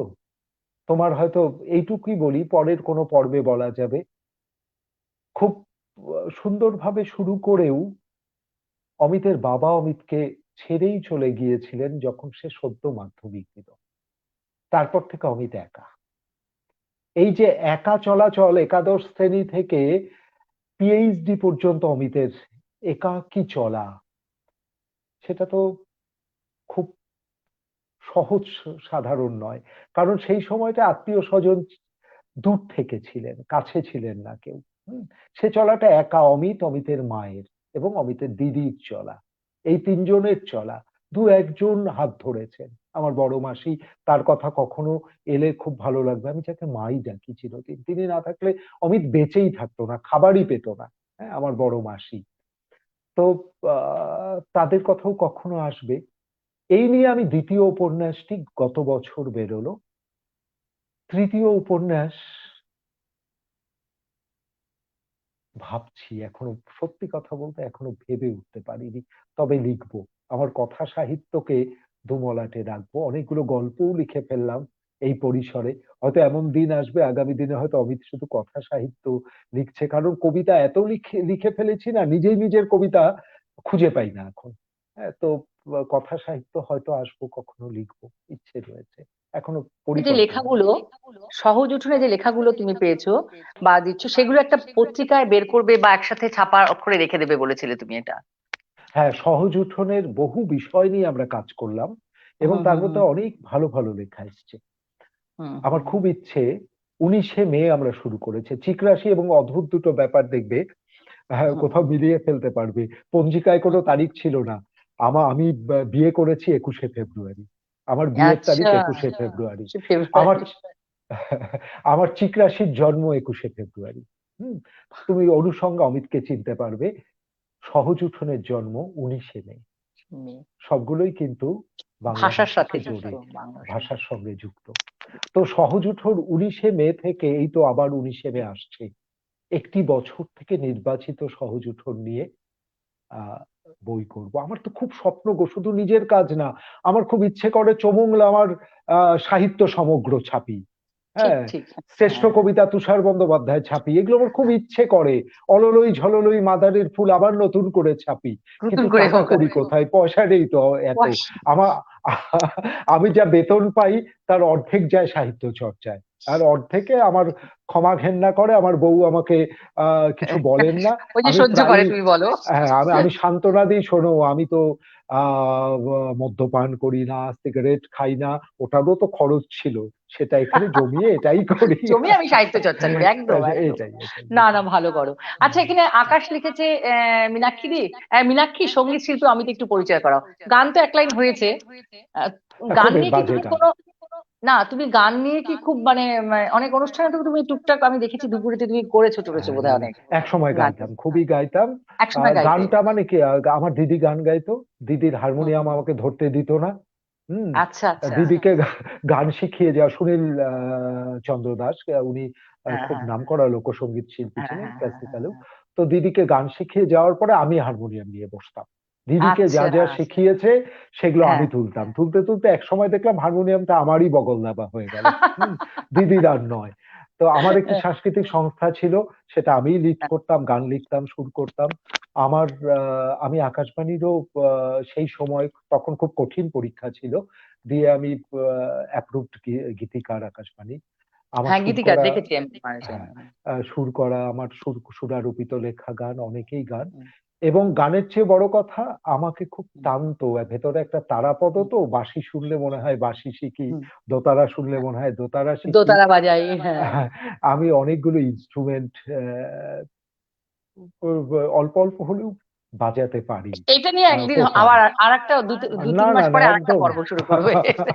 না, সেদিন তুমি কিছু গান আর এটাই। শ্রুতি নাটক লেখো, আমার আবদার রইলো। আচ্ছা আচ্ছা, ঠিক ঠিক। নেক্সট যেদিন আমি বসবো, মানে মাস দুয়েক পরে যদি তোমার দ্বিতীয় পর্ব নিয়ে বসি একটা আড্ডার, সেখানে আমি চাই তোমার কিছু শ্রুতি নাটক তোমার কণ্ঠে, কিছু ঠিক ঠিক। কথা এবং কিছু হুম, গল্প শুনবো। কবিতা তো শুনেইছি, কিছু গল্প। ঠিক ঠিক। আচ্ছা, চম্পা ভট্টাচার্য লিখেছেন শিলিগুড়ি থেকে, বিশিষ্ট নাট্য ব্যক্তিত্ব। আমার প্রিয় কবি অমিত, আমার প্রিয় মানুষ মীনাক্ষী, দুজনই প্রিয় একসাথে। আমিও তোমাতে ঘেরা বুঁদ হয়ে আছি। একদম, খুব সেই ভালো গান। সেই জন্য, আচ্ছা এটা আমি একটু এই প্রশ্নটা ঠিক বুঝতে পারিনি। এটা কেউ কি আগে কোনো প্রশ্ন করেছিল বোধহয়। তাই হতে পারে, আমিও বুঝতে পারলাম না, এই কাজের যে প্রেম নিখিলেশ রায় লিখেছেন, প্রেমে হাবুডুবু বলার পরে কাজের প্রেমে হাবুডুবু বলার কি দরকার ছিল, আমি তো উপভোগ করছি খুব, তুমি আমাদের গর্ব। হ্যাঁ, প্রেম তো বিভিন্ন ভাবে হতে পারে। ঠিক। নিখিলেশ দেখছে, নিখিলেশ প্রকৃতি খুব থেকে। মোবাইল মুঠোফোনে থাকেই না। আমার প্রিয় বন্ধু, দেখো কি কৃতি লিখেছে। অধ্যাপক, কবি, অসামান্য কবি, সম্পাদক আচ্ছা আচ্ছা। নিখিলেশ আমার সঙ্গে আছে। এবং সে লিখেছে ওই ওই লাইনটা ঠিক ধরেছে, প্রেমে হাবুডুবুর পরে আবার কাজের প্রেমে হাবুডুবু। কি নিখিলেশ, কানে কেন শুধু প্রেম গেল, আরো তো আর অনেক কিচ্ছু কথা যায়নি, অমিত শুধু বলেছিল। প্রেম হ্যাঁ, কথাটাই প্রেম গেছে। শব্দটা চলে গেছে। হ্যাঁ, সেটাতেই বোধহয় ওই শ্যামলী লিখেছে আমারও একই প্রশ্ন। হ্যাঁ, যাই হোক, প্রেম। আমরা বন্ধু। হুম, তবে আমি বলি অমিত, হ্যাঁ, প্রেম কথাটার তো অনেক বিস্তার আছে। একদম। হুম। এটা তো একটা দুটো ওয়ার্ডের কোনো কথা নয়, প্রেম তো আমরা প্রেম বললেই বুঝি অন্যরকম, কিন্তু সেটা নয় তো। সব রকম ভাবেই তো প্রেমে পড়তে পারে, সেই প্রেমে আমার পড়া আমার মানে নিকট, তুমি তুমি হয়তো অমিতকে আমার নিকট জনেরা যারা রয়েছে কাছাকাছি, যারা অমিতকে হ্যাঁ হ্যাঁ। রোজ দেখেন, হুম তারা কিন্তু অমিতকে একটা বিষয়ই চেনেন, অমিত হলো হুম। কুকুরদের প্রেমে হাবুডুবু খায়। আমি যেখানেই যাই কোনো না পশু কুকুর প্রেম আমার আছে বন্ধু। একদম, হ্যাঁ। এবং একদম তোমার মধ্যে পশুপ্রেম। শিটং এ গিয়েও তুমি একটা কুকুর পেয়ে গেছিলে। সব জায়গায় আমার সত্যি রয়েছে, এই সব জায়গায় পশু খুব প্রেম। এটাই। এটা। আচ্ছা, তুমি এবার শেষ করবো, বলো কিছু। আচ্ছা, নটা কবিতা দিয়ে, কারণ 49। আমি হ্যাঁ, স্বস্তি বোধ করি কবিতাতেই। তুমি বসন্ত সমাগমে এই যে মীনাক্ষী অমিতকে বসন্তের মধ্যে। রেখেছো। একদম সদ্য পরশু লেখা একটি বসন্তের লেখা ঠিক দিয়ে আছে, শেষ করি। বলো। হুম, সেই আগের অমিতের মতো, ছন্দে লেখা অমিত। ঠিক ঠিক। মন্দারেরা জানে অসহ্য এই কষ্টগুলোর গহন গহীন মানে। এসব বাতাস চুল ওড়ালো, ঠোঁট শুকিয়ে কাঠ, বুকের মধ্যে শিমুল শিমুল একটা ধুধু মাঠ। শাড়ির ওপর রক্ত ছেটায় তীব্র অশোক ফুল। শান্ত থাকার সব ব্যাকরণ ভুলেছি বিলকুল। মন্দারেরা বোঝে, অবুঝ এবং নির্ঘুমেরা কার সহবাস খোঁজে। শুকনো পাতার মচমচানি, অরণ্য ধুকপুক, কেমন যেন বেখাপ্পা আজ রক্ত পলাশ বুক। জল হারানো একটি ঝোড়ার তৃষ্ণা ভীষণ পায়। পাথর ছুঁয়ে দিনটা কেমন নদীর দিকে যায়। মন্দারেরা ডাকে, রক্ত দিয়ে বুকের আগুন চিত্রপটে আঁকে। আমি তখন পদাবলী, আমি তখন গান। চণ্ডীদাসের ভেতর ঘরে আমার অবস্থান। বুকের মধ্যে তুমুল বাহার, দিক ভুলেছি দিক। যে আমাকে পোড়াতে চায় এবার চিনে নিক। আর কি, এবার প্রান্ত বেলার দিকে হাঁটবো। যে হ্যাঁ, আমাকে ঠিক ঠিক পোড়াতে ঠিক। চায়, যারা আমাকে পোড়াতে চায় তারাই চিনে নিক অমিতকে। সবাইকে ঠিক ভালোবাসি। ঠিক। এইভাবেই কবিতায় আমরা বেঁধে বেঁধে থাকি। তার আগে আমি শেষ করার আগে অমিতকে তো দূর থেকে তো আমি দিতে পারছি না। আমার বন্ধুদের যারা দেখছেন সবার জন্য এই আবিরটা রইলো। আমি এই দিলাম আবির কপালে। আমি এই আবির এইভাবেই দিলাম, অনলাইনেই দিলাম। এবং যারা দেখছেন, চন্দ্রমা শাস্ত্রী দেখছেন, শুভেচ্ছা রইলো অগ্রিম দোল উৎসবের তোমাকেও। সবাইকে বসন্তের শুভেচ্ছা।